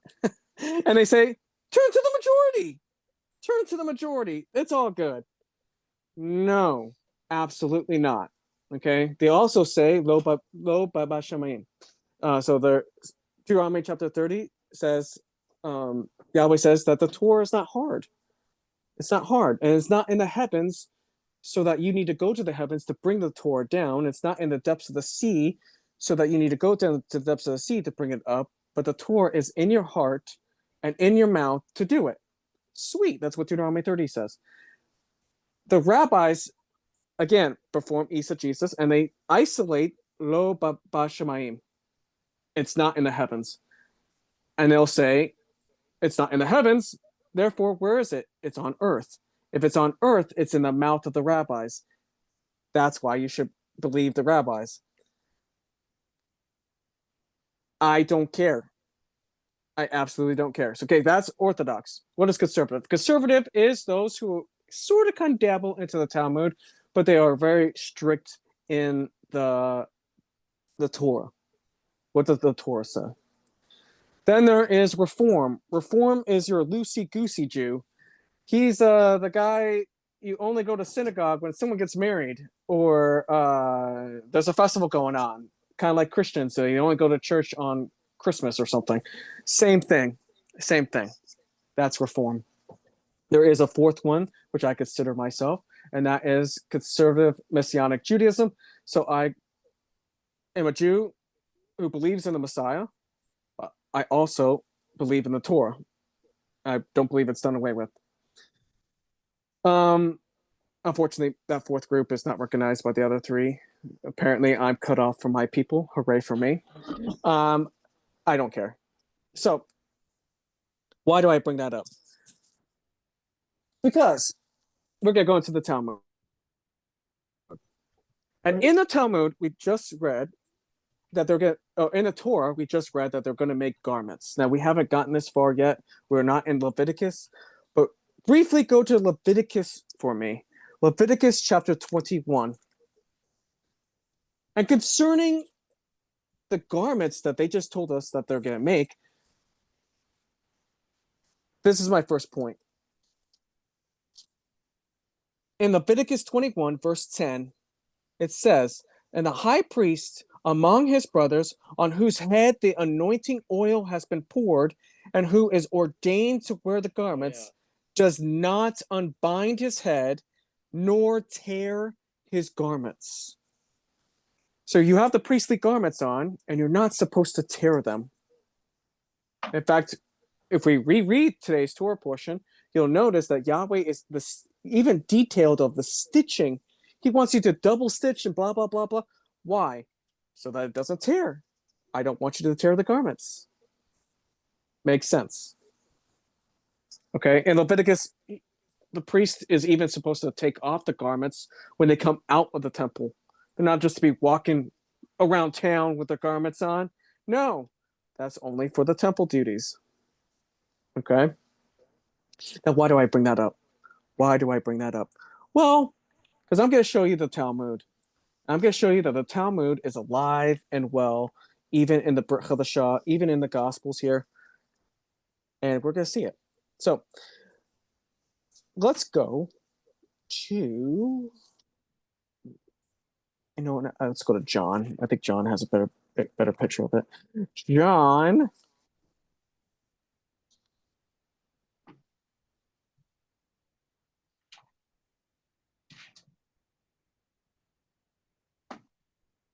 John chapter 18.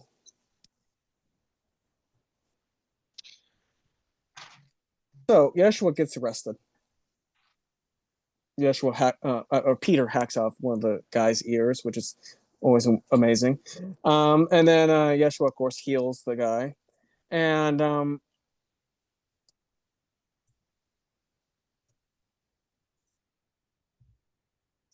Yeshua stands before Caiaphas. So this is John 18, verse 28. And they led Yehoshua, or Yeshua, from Caiaphas to the palace. And it was early. Oh, wait, no. I want to go to, I'm sorry.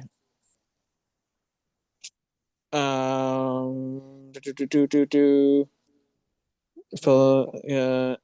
me. Sorry, I'm speed reading. I went a little too far. So he struck them, he bound them. Too early, maybe.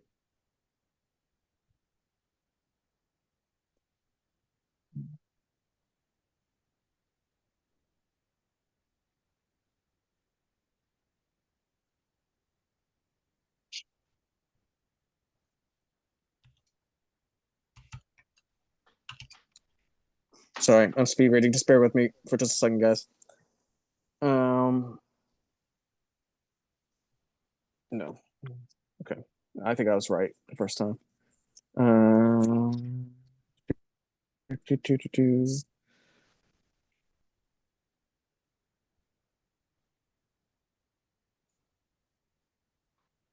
Yeah, let's go to Matthew. Matthew chapter 26. I'm sorry, guys. Matthew 26.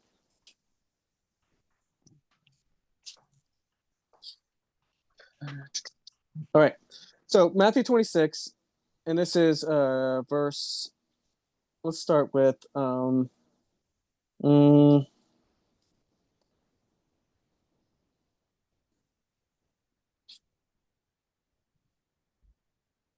57.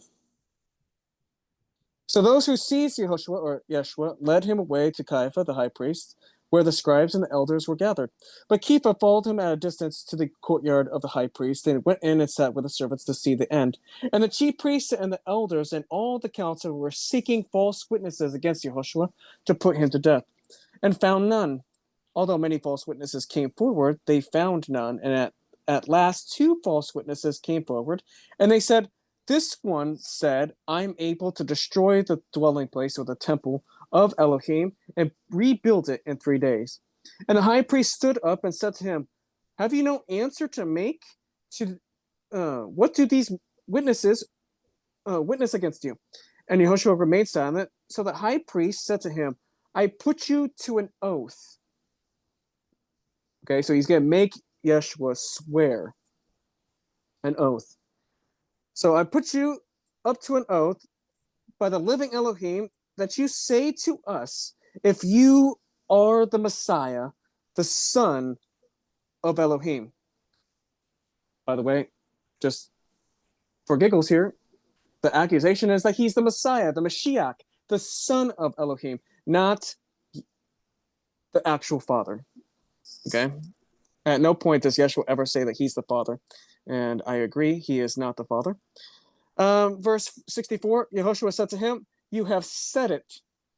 Besides, I say to you, from now on, you will see the son of Adam the son of man, sitting at the right hand of power and coming on the clouds of heaven. Then the high priest tore his garments, saying, he has blasphemed. Why do we need any more witnesses? See now, you have heard his blasphemy. Wait. Time out there. Leviticus 21, we just read. A high priest is not supposed to tear his garments. This high priest willy-nilly tore his garments. So mad. Like, WTF? Like, what the heck is going on here? Like, What's going on? When Yeshua says, you'll see the son of Adam sitting at the right hand of power, power is a pseudonym. I believe it to be a pseudonym of the name of Yahweh. We already see many places within the Brit Hadashah here, within the Gospels, where there's a ban on the name. In fact, most of our Bibles have this ban. All right. So, like Matt, if you have your Bible, what kind of Bible do you have? Right now I'm in the stepbible.org, and I usually just use my okay. phone.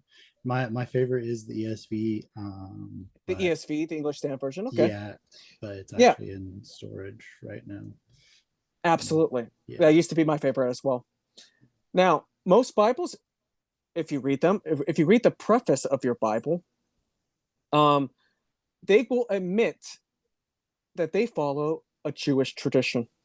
This Jewish tradition is called Kohe Okativ, what is spoken and what is written. Now, they don't actually say Kohe Okativ, but they'll say this is a tradition.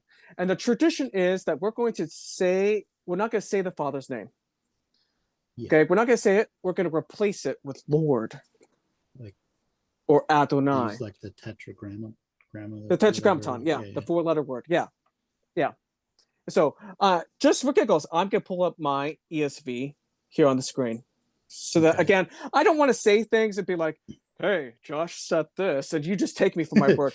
No, I'm do following that. along in the ESV in the step, and like just pulling up all the different words I find are interesting, because this is cool. You just click on it and it's like, boom, there you go. Yeah, it's a great tool. There's your I Greek. recommend. There's your I Hebrew. recommend Matt's. I have a Matthew friend that's 28. been in chat, and I'm just kind of throwing Greek and Hebrew at them during this whole thing. So if you hear me ticky tap, and I'm like, you can eat crickets. Yeah. All right. So here's my ESV, right? Here's my ESV. And here's the preface. Again, the preface. Who the heck reads the preface, right? Nobody reads the preface of books unless you're like me and you're weirdo, which I definitely absolutely read the preface because I'm weird. And if you go into the preface, there is a section called the translation of specialized terms, as you see right there. And here's what they say, okay? That Yahweh introduces himself, the maker of heaven and earth, introduces himself to the people of Israel with a specialized personal name. Now, I disagree with that. He doesn't introduce himself to the people of Israel only. We actually see in Genesis that the name is presented, and many people are using it, including Abraham, Yitzhak, Yaakov. Even pagan people are saying the name, like Pharaoh, the Egyptian Pharaoh, Avimelech. Okay, they're all saying the name. And again, like you just mentioned, Matt, the scholars call this 4-letter word tetragrammaton, which is a Greek term meaning the 4-letter word, or the 4 Hebrew letters. Okay. Now they say the exact pronunciation of Yahweh is uncertain. Now that's a lie, actually, because the Jewish people consider the personal name of God to be so holy that it should never be spoken out loud. Instead, the reading of the word Yahweh, therefore, or Yud-Heh-Vah-Heh, they would normally read the word Adonai, or Lord. And in the ancient translations, since the Greek, Syriac, Aramaic also follow this practice, that's not true. The Aramaic actually follows a practice of a pseudonym. They don't say Lord or Adonai, they say Marya, and I'll show you that here in a second. But so they're already off to a bad start. I could already tell you right now that the exact pronunciation is actually known. We do know it. In fact, the Jews have always known it. We just don't say it. The idea is that we don't want to say it. We don't want to say it to people who are goyim, Gentiles. We don't want the Gentiles cursing. Actually, it's specifically a prophecy that says that his name will never be forgotten. Yeah.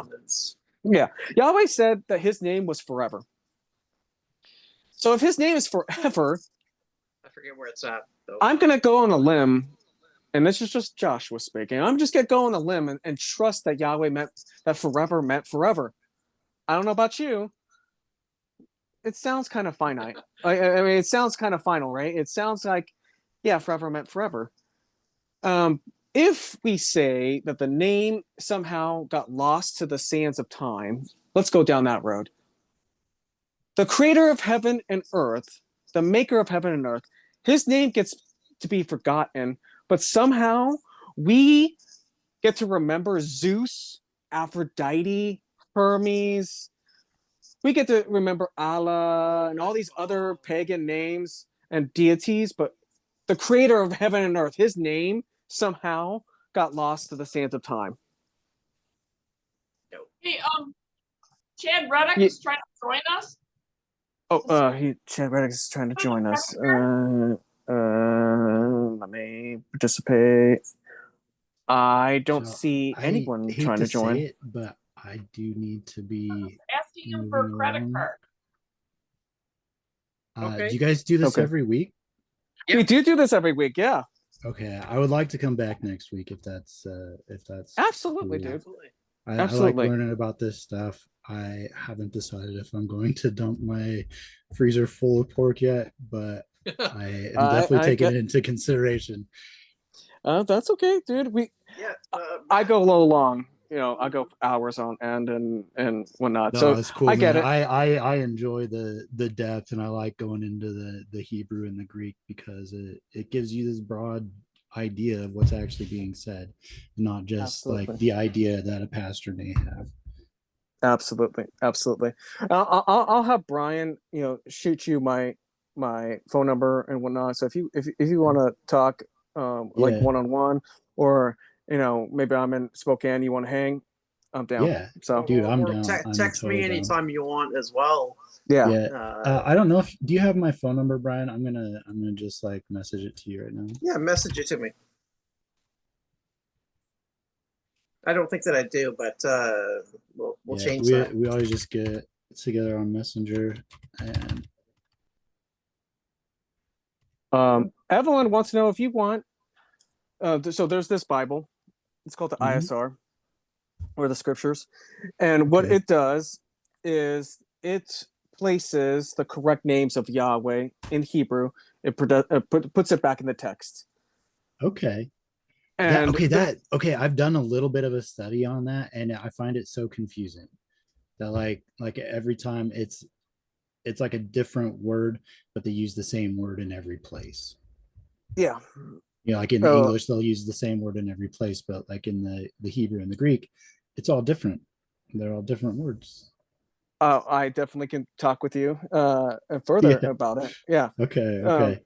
I got a little bit wooey and weird about the Elohim because it's a plural and I was like, Yeah. So again, if you want a copy of the ISR, Evelyn says that she could send it, and I could give it to you if go to yeah, Spokane on if a she special sent it trip. to you or Brian, like I definitely make plans to meet with Brian Yeah. from time to time. Yeah, absolutely, dude. Absolutely. Okay. All right, well, man, I'll let you go so that you can do your things. Definitely. Yeah. All right, man. Thanks for joining. Yeah, thanks for having me. Yeah, Because absolutely, you dude. guys- It just All right, keeps. see you. Yep. I'm not seeing anyone trying to join, by the way, guys. No, I know. He gave up. It kept giving him, he had to have a credit card. Credit a card. credit card. What? Whoa, credit card. Well, it shouldn't be asking him for any credit cards. I don't know what he's clicking on. But yeah, I don't know. I don't All know. right. Must have been doing something wrong. Is this your Yeah, son? maybe. Chad All right, so Oh, if he wants to do a test run, Yeah. he can do a test run with them. If he's So for willing. those who are still here, though, I Mhm. want to show you what I was doing it. So the pseudonym is obviously a replacement. So Yeshua says, "You will see the son of Adam, the son of man, sitting on the right hand of power." I don't think that he actually said power. I mean, he could have, but I honestly think that he said the name. I think he said the name of Yahweh. And why do I think that? Let's recap just for a second. Leviticus 21 says a high priest is not to rend their garments at all. We just read here in Matthew, high priest willy-nilly rend or tore his garments. Here is the Talmud. This is the Mishnah. I'm going to read some of it. Again, the ban is there. The high priests are supposed to cease to bless Israel by the name of course, they write Jehovah, but used Adonai. Again, the word Jehovah is actually false as well. The reason they're writing Jehovah here in the Mishnah is because they still don't want to say the name. Jehovah or Yehovah is grammatically impossible in Hebrew. It breaks the rules of grammar. It cannot be Jehovah. Okay? Everyone understands this. Even Jehovah Witnesses understand this, but they just choose not to do it. Yeah. So they're going to use Jehovah here as a placing of instead of saying it.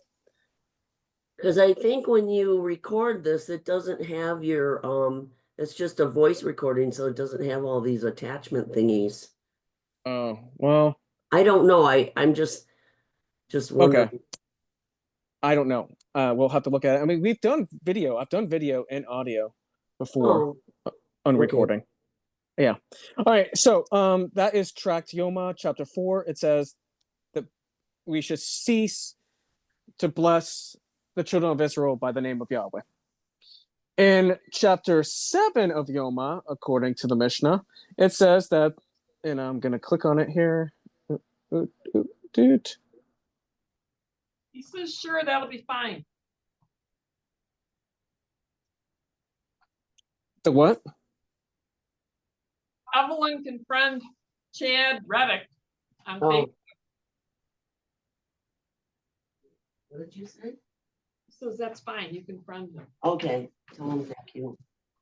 So Tract Yoma, chapter 7 says that Rabbi Dimi said, because Jehovah must not be pronounced outside of the temple. So, according to the rabbis, the name of Yahweh is not to be pronounced outside of the temple.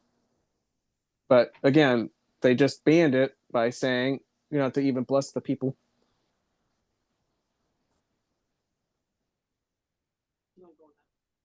And Grass. further, again, this is all the Talmud. This is a big giant document I have, and I'm just going through it here, showing it to you guys. Tract Megillah, chapter 3, says, not only is it banned in the temple, not only are we banning it from blessing people, but one person cannot even say grace and use or mention the divine name. So you can't even say prayer, according to the rabbis.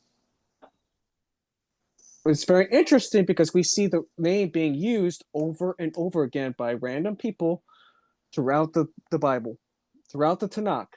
Yeah. David saying it, David singing songs about it. But according to this, the Talmud, you are not to speak the name as a blessing. Yeah. You are not to say it outside the temple. You are not even to say it as a prayer.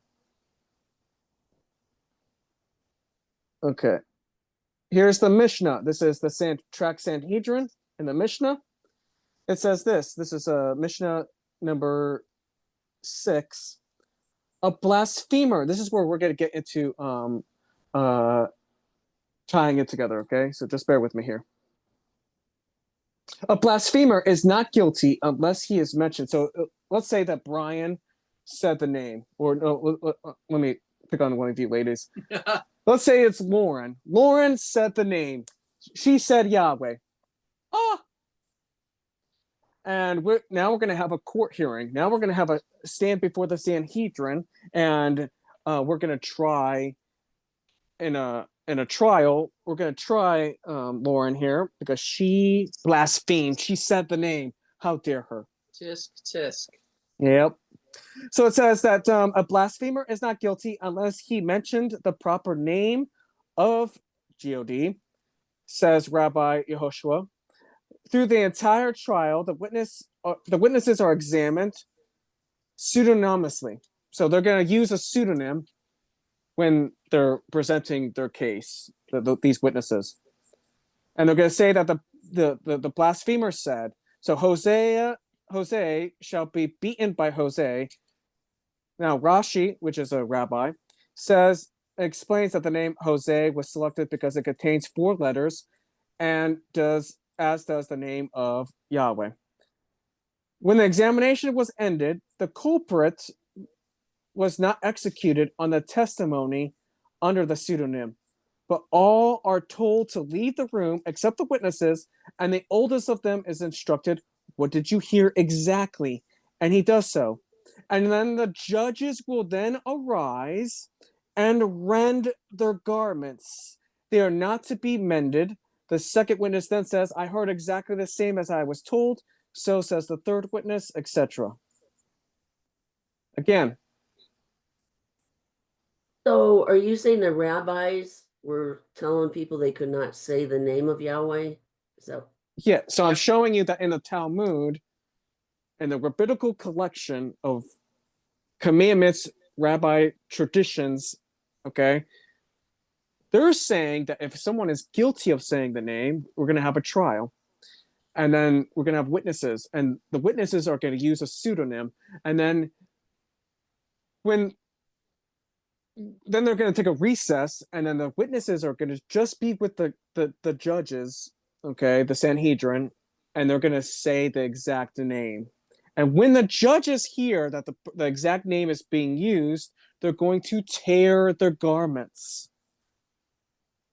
The rabbis are commanding that the priests tear their garments. Didn't the Catholics sort of do the same thing, only they didn't even want people to read the scriptures? I mean, Yeah. in a sense. I mean, yeah. I mean, there was a ban on creating. That's where, again, we go into the 1500s, and there was a lot of opposition of the creation, or the late 1400s. The creation of the printing press was a violation of the church. They didn't want people to have access to the written word because then they would show that they lie and etc. Yeah, it's true. But that's not what I'm getting at. What I'm getting at is I'm tying it back into the Gospels here. So stay with me. Leviticus 21 says the priests are not to rend their garments. Mark chapter 26 shows that the priests rend their garments. After Yeshua says, "You will see the Son of Adam sitting at the right hand of power." Then we see them rending their garments. Again, just for giggles here, I'm going to show you. Let me get there. Come on, click. For the unique proper name, death is the punishment. So if anyone says the name of Yahweh, the punishment is death. For the pseudonym is only a warning by a negative command, and the punishment is as for the transgression of a negative command. Says the Gemara, Yitzhak of Navi, where it differs with Rabbi Masha, who said, "One of the children of Noah who blasphemed God by any of his pseudonyms whatsoever is guilty and is put to death, even according to the rabbis." So according to the rabbis, if one is convicted in a court hearing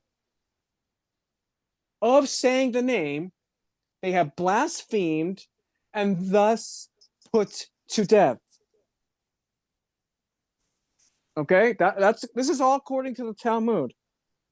Okay, let's go back to Matthew chapter 26. If I go here, I'm going to show it on my screen.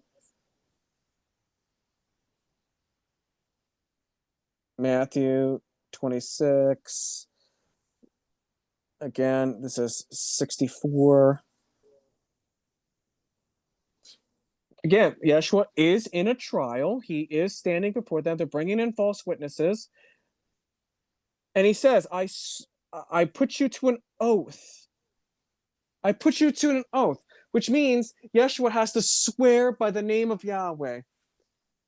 I put you to an oath by the living Elohim that you say to us, if you are the Messiah, the son of Elohim. And Yehoshua said to him, you have said it. Besides, I say to you, and from now on, you shall see the son of Adam sitting at the right hand of the power, not just power, the power, and coming on the clouds of heaven. And then the high priest tore his garments, saying, he has blasphemed. In what way has he blasphemed? Unless you erase the word power and put Yahweh. That you will see the son of Adam sitting at the right hand of Yahweh, coming in the clouds of the heavens. And then he says, oh, you have blasphemed. Why do we need any more witnesses? See, now you have heard his blasphemy. What do you think? And they answered and said, he is liable to death. Even death on stake. Wow. We just read in the Talmud that one is liable to death if you have spoken the name. Very interesting. Very, very interesting. Again, I can't emphasize this one enough. I'm going to repeat this when we get to Leviticus 21 about rending garments. And again, the only reason I'm bringing it up is, of course, we just read the creation of the garments. So that's my first point regarding the garments. My second point, let me cancel my screen so you guys actually see me. My second point here about the garments is what colors, when creating the when creating the garments, what colors are they using? Purple, blue. Scarlet. Yep. Blue, purple, scarlet. Blue, purple, scarlet, right? Now, I mentioned the ultra orthodox peeps. Give me a second here. I'm trying to grab a soda here. I mentioned the ultra orthodox guys. And this is where I'm going to tie them into them. The ultra orthodox division of Judaism has already recreated the priestly garments. Yeah. Which I think is interesting. This is created by a group who calls themselves the Temple Institute. The Temple Institute is a ultra-Orthodox organization, and they have created the priestly garments. Now, why are they creating the priestly garments? Well, they're doing a lot more than that. They have created a lot of the other stuff, including some of the temple utensils and stuff like that. They have drawn out plans to resurrect the third temple, and it's going to be going up so quickly that once they get the go-ahead, it could literally be up within the week. That's how quickly they have already planned it out. Okay, and they have recreated the priestly garments. Now, why is this important, or why is this interesting? Well, I find it to be interesting because Judaism, what color is their tassels within Blue. Judaism? Blue and white. I mean, that's what we have. I'm talking about Judaism. Do they do the blue, purple, scarlet on their tassel? No. No. Rainbow. No. I didn't know they had a separate color. Yeah. Look up, you go Google Orthodox tassels, Jewish Orthodox tassels, and tell me what color are they? I even use Fury. I can't tell by this. It looks green almost.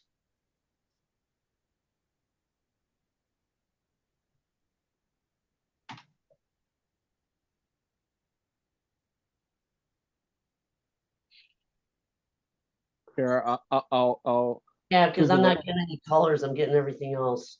It's okay. It's okay. Well, it looks all white. It looks all white. It is all white. That's true. Absolutely. Here we go. Orthodox tassels. Why is it all white? There they are. They're all white. That's a good question, Evelyn. Why are they all white? The commandment is very specific. The commandment was, if I click on this, the commandment was to put a cord of blue through your tassels. Is it not? Numbers chapter 15, Deuteronomy chapter 22. You're to put a cord of blue through the tassel. Orthodox Jews and conservative Jews They of don't believe Judaism. in the Messiah. Well, Is that why? what they say is that they say that the reason that they don't put the blue cord in their tassel is because they no longer possess the Exactly. ingredients list to create the blue of their tassels. Therefore, they will obey the commandment to wear tassels, but they can't obey the commandment to put blue cord in the tassel because they don't have the ingredients list anymore or the instructions on how to create the blue dye, the specific blue dye. Now, why do I find that this to be funny? Because we just read how to make the priestly garments. And you had to put blue, purple, and scarlet. How did they make the priestly garments if they didn't understand how to make the blue? Wow. And by the way, blue is in there. You can actually see the garments. They have them for display at the Torah Institute. Not Torah Institute, Temple Institute. Wow. Very interesting, isn't it? Kind of hypocritical. Yeah. How can you make the blue of the priestly garments that we just read about in our Torah portion here, but you can't put the blue in your tassel? Interesting. So, again, this is a good example of following man versus following Yahweh. Are we going to listen and obey, or are we going to follow because it's some rabbi or some pastor or some whoever? And well, they said it, and they're more knowledgeable, and well, they went to school, and they're just really smart, and I'm not. No, it's not about being smart. It's about being obedient. Are you being obedient, or are you not? Are we listening, or are we not? That's what it comes down to. All right, that's my shtick on that. If you want, I could read quickly the Haftorah, Ezekiel. It's about 20 verses. Ezekiel, what time is it? 1:42. Okay, Ezekiel. Ezekiel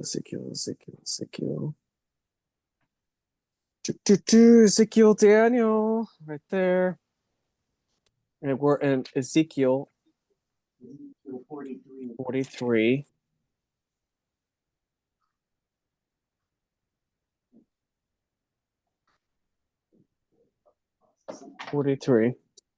Verse 10.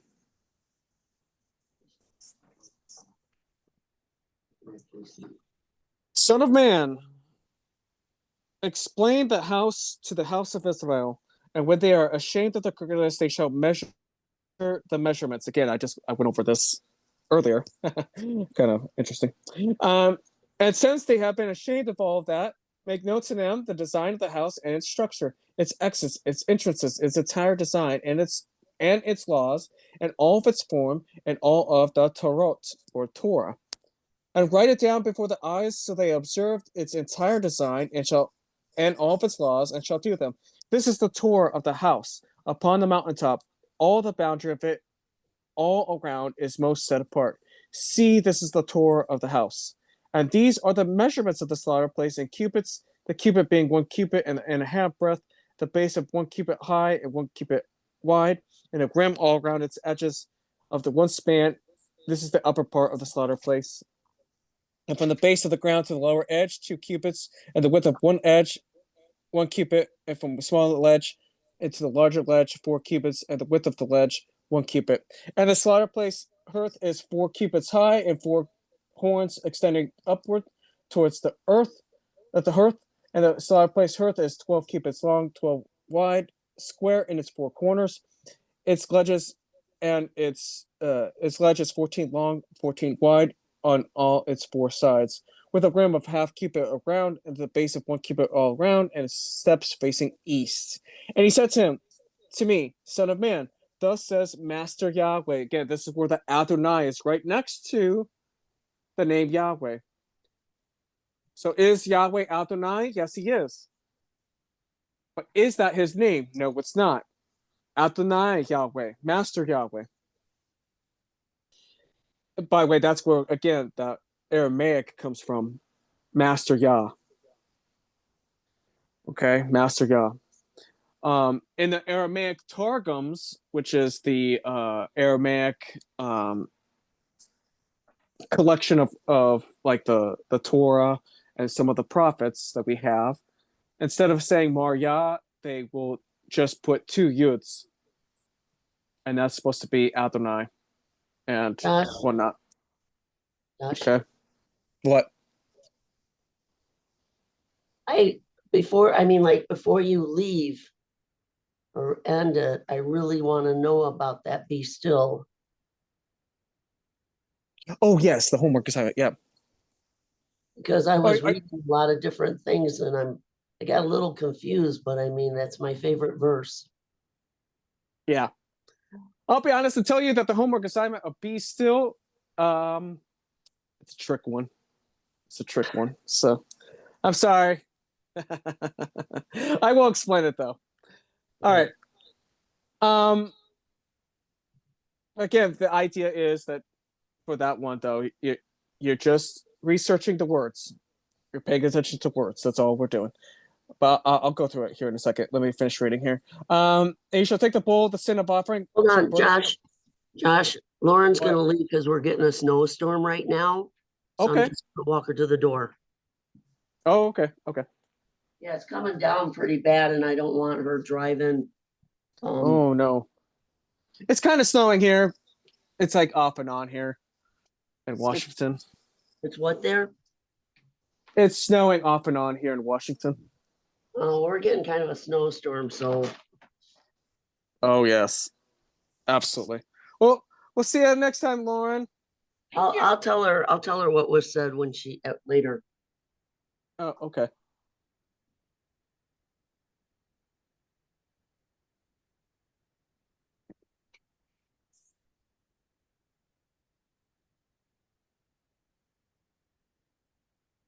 Only when you get home or text me. Yeah, my driveway is pure ice. Just be really careful. Especially you got tennis shoes on. Drive safely. It's snowing here. Yep. All right, take care.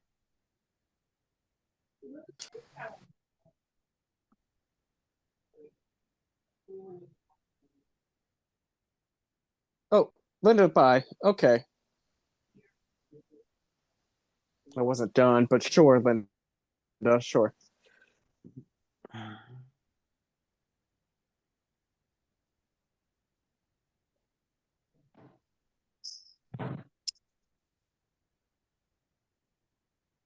Although I disagree with him, it doesn't change in the Hebrew, the name, It doesn't. and neither does it change it in the Greek either. It's Kyrios in the Greek. I think maybe he's thinking of maybe the ending. Yeah, that's kind of what I was thinking, was that maybe the ending changes, or it's Kyrios in the Greek, and then Yahweh in the Hebrew, and what is it in the Aramaic? It's Maria. So that's kind of a change, but it's not really. Yeah, yeah. Or again, it could be the suffix endings because the kyros does change in suffix endings, and that could look like, oh, that's not the same word. It's changing in the Greek. It's not. It's actually the grammatical endings. I mean, maybe we could take a trip to Spokane and just hang out with them, and I could explain it in person. It's a little bit easier when you're explaining it in person. So, welcome, Evelyn. You're back. Yeah. I just didn't, it's getting really bad out there. Yeah, I hear you. I hear you. Linda, I guess, quickly said bye and then left. Okay, that's So fine. she's also gone as well. All right. Well, let's know go. about the Yeah, beast we don't have to continue reading. It's just again, the specifics of the altar and the specific of the sacrifices. Again, the whole point of the Haftarah here is to point out that Yahweh is very specific, just like he was in our Torah portion. All right, let's go to the wonderful homework assignment. Be still. Be still. So let me pull that up on my screen on my phone here.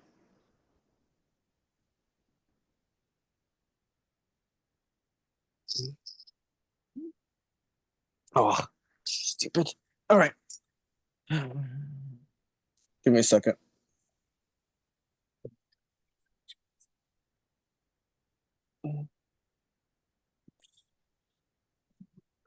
There it goes. I have enabled it. Now I can do it. Just share my screen. Or actually, no, what? No. Let's share my photo. Photo. Yes. Let's share it. Okay. Oh, did I delete it already? I shouldn't have.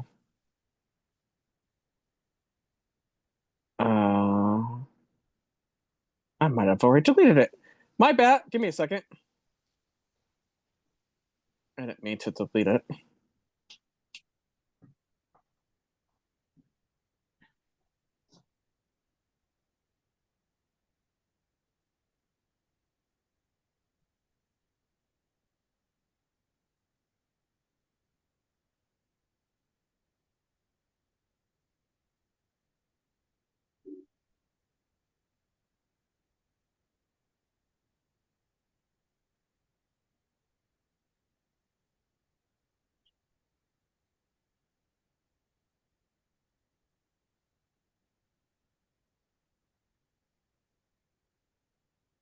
Okay. Give me a second here. Yes, Hoshea. I was just pulling up the picture. What? Just gonna hang out down here. Okay, well, I'm still teaching.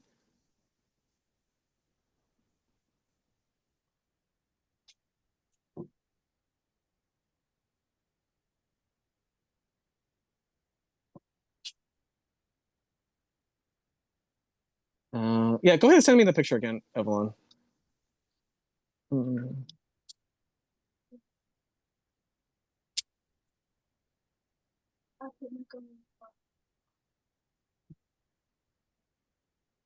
Whoops. Hold on. Hold on.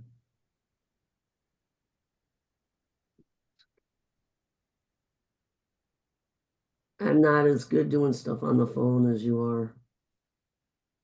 Okay. Whoops, there it is. Whoops. Okay.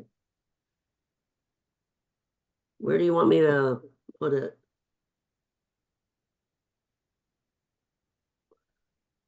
I don't know if I can do it here or not. Again. Create new contact. Okay. Sorry, Matt There you is go. messaging me, so I'm trying to. Oh, well, let me do that. Okay, I have to do All it. right. So the picture. I got shoot. Oh my goodness gracious, stop it.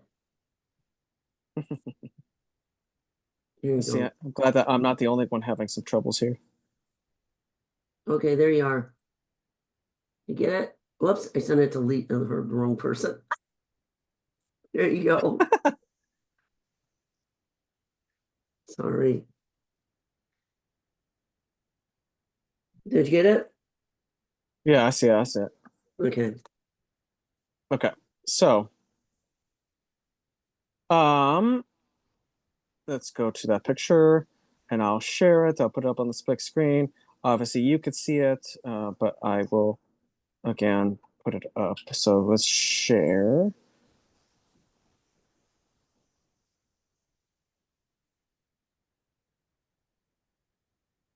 Oh, that must be important.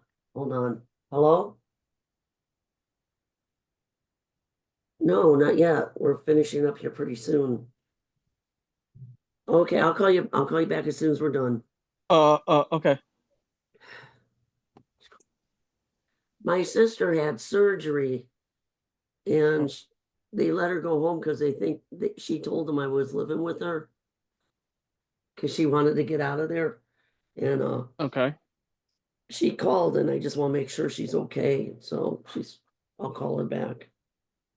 Oh, well, I mean, I can, we could go No, over no, no, this. no, she's fine. She just called, I answered, and if it's an emergency, I'd hang up, but she said to call her back. So we're good. Oh, okay. Okay. All right. All right. So the picture there, again, I'll pull it on the screen since we're still recording. All right. This was the homework assignment. The original Hebrew root of be still means to be quiet. Does not mean to be quiet. It means let go. Again, I find these pictures randomly through Facebook and through social media, and I like to use them as homework assignments. Now, I will say to you, as I said it to my aunt actually, we went through the other homework assignment from a couple weeks ago. When I give these homework assignments, all of the stuff that I am doing or I'm explaining to you, I myself have done. So I'm not just giving out this kind of homework assignments just like willy-nilly, like, oh, I've done the work myself. And so that's the whole purpose of the homework assignment, is to kind of get other people to also do the work themselves and to show yourselves approved to, like, is this true? Because again, I mean, I just talked with Matt just now, who was just on, and even Matt has said, well, I was listening to a lot of TikTok videos and Facebook, and again, yeah, there's a lot of bull crap out there, and we need to be able to decipher and filter out all the bull crap that is on the internet. The internet is a great tool, but it's being used a lot of times in the wrong ways. So a lot of and misinformation is out there. So this particular one is saying that the original Hebrew root of be still doesn't mean be quiet. What it means is let go. And so we got to prove or disprove what this picture is saying. Okay. Whether this person is telling the truth or whether this person is just trying to get those likes or those shares on their Facebook. Okay. So I am going to share my screen. And as I explained to everybody when I gave this homework assignment, this is actually Psalms 46. Very popular psalm. 46:10. Yep. 46:10. And again, we're going to go and here to this. I'm going to use my ESV here. But Psalms 46:10. And of course, it says, be still and know that I am Elohim. I will be exalted among the nations. I will be exalted in the earth. And according to that person's picture, it doesn't mean be still. It means to let go. So I'm going to click on the word. The word there is in Hebrew, according to the Strong's Concordance, and we're going to double check it. But Strong's Concordance says Rapha. Rapha.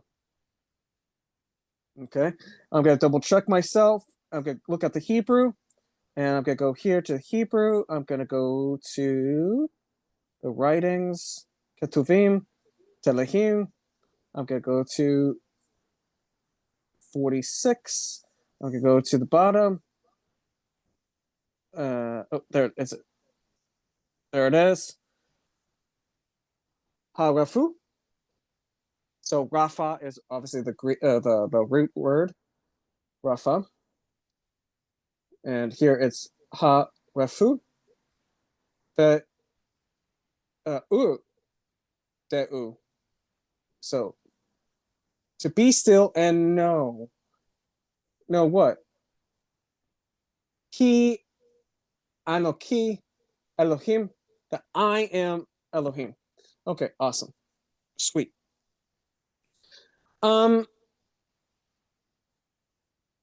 So far, Strong's Concordance is correct. Rafa. Sweet. So we double check that. Let's go back to Strong's Concordance.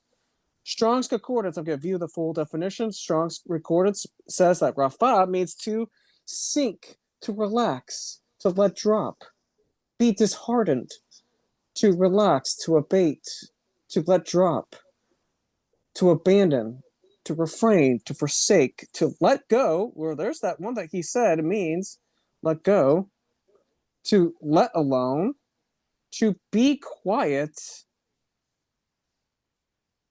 to show oneself slack.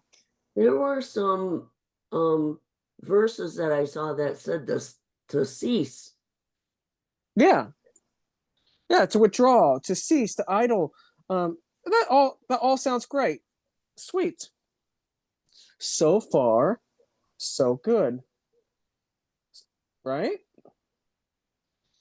Now, what we have to do here, this is strong H7503.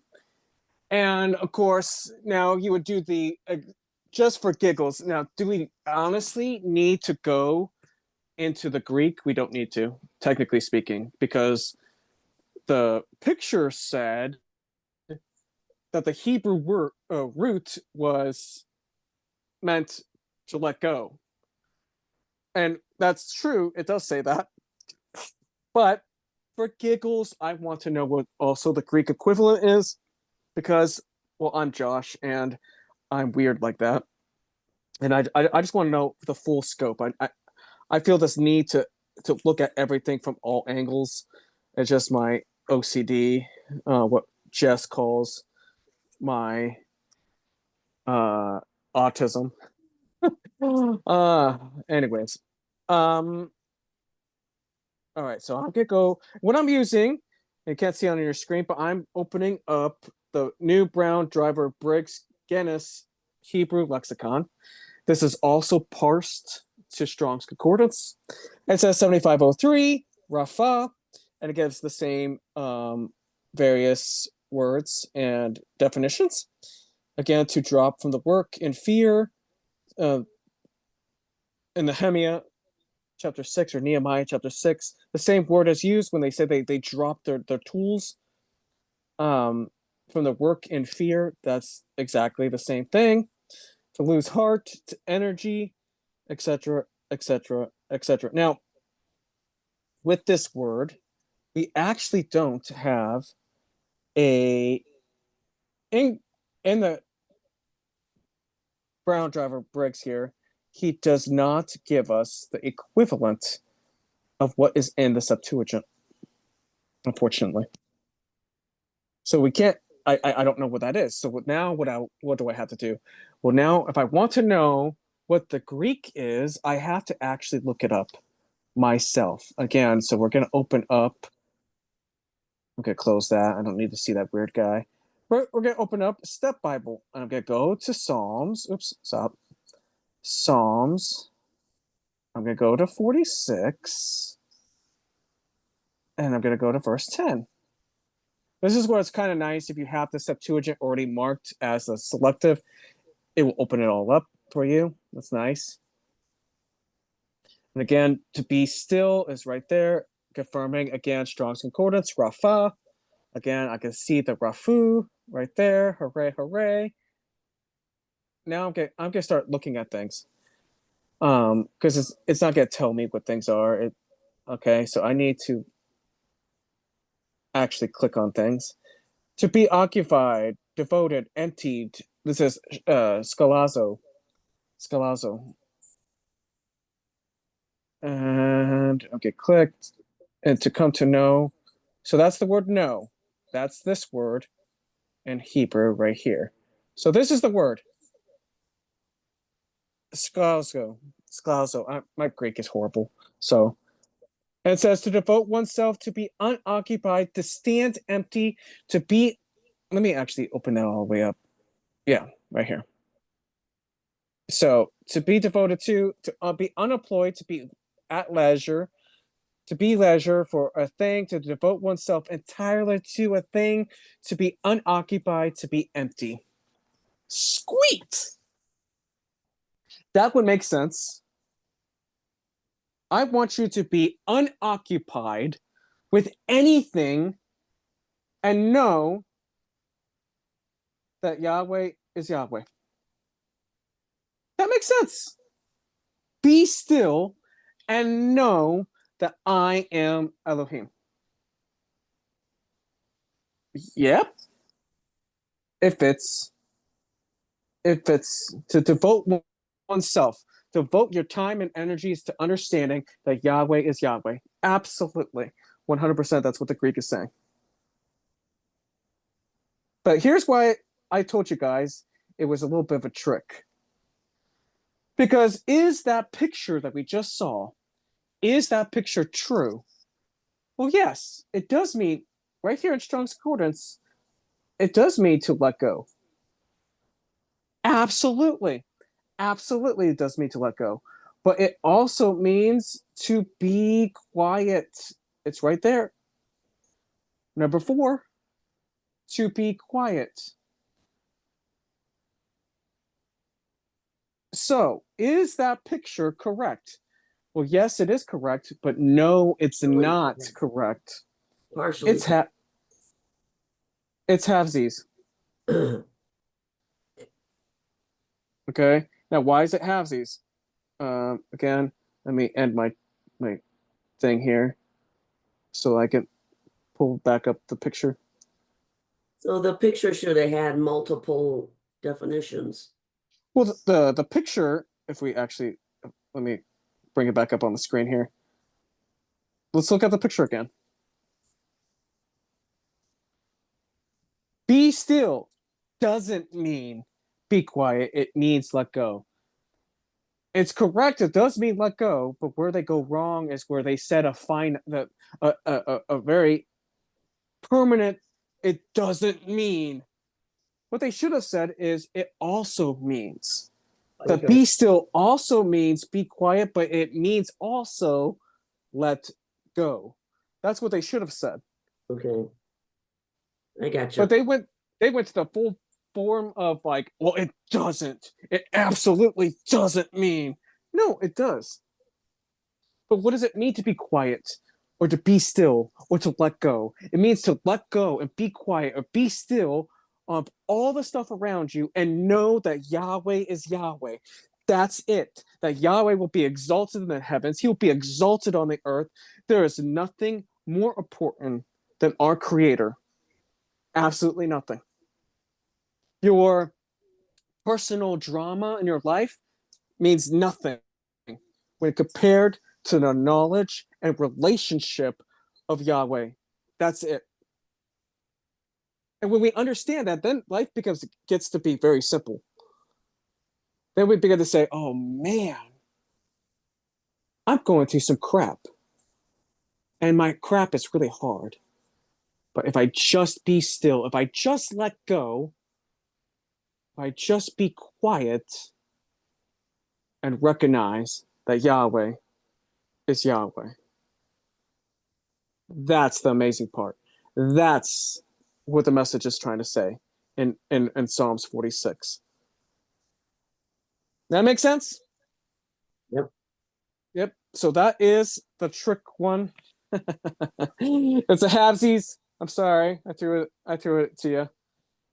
So, Thank you. but that one's a little bit simpler because all you really had to do was go to the Hebrew. And just stay in the Hebrew. You didn't have to go to the Greek. I just choose to go to the Greek. We could have gone also to the Latin or even into the Aramaic if willing, but I just didn't feel like it was necessary. So, yeah, that's the homework assignment. Any Thank other you. questions, comments, or concerns? No, not here. Not here. Okay. All right. Well, I'll end it here. And let you go about your Shabbat. And stay warm, Evelyn. Jeez Louise. Thank And I'm you. also I'm basically preaching to myself because my goodness, it's cold here. I forget. I hate the winter. I hate the winter. I don't mind the cold. I don't like the mess or the ice. I don't mind the cold. I keep my heat. I don't like any of it. The cold, the ice, the snow, the sleet. I don't like any of it. I keep my heat Yeah. on 63, so I'm not looking forward to the heat. Oh man, It's I like- would rather roast. I would rather sweat than freeze my butt off. So, and again, Arizona, 120-degree weather sucks. Okay, I 100% acknowledge it, but you could get through it. It's completely fine. I know that some people could say, "Well, Josh, negative degrees, you could get through it." Yes, I've been there, done that. I could get through it. I do acknowledge it. I don't want to have to keep putting on layers. I don't want to have to be like, the Christmas Story brother, like, I can't put my arms down. Like, I don't want to do that. It's not for me. All right. Anyways, well, I'll let you go, Evelyn. Shabbat shalom, and I'll make sure that I can get the recording and make sure that's all good and pass you the link to the recordings. So, Thank you. all right. Have a good one. All right, you too. All right. Bye. All right. Let's see. We end it.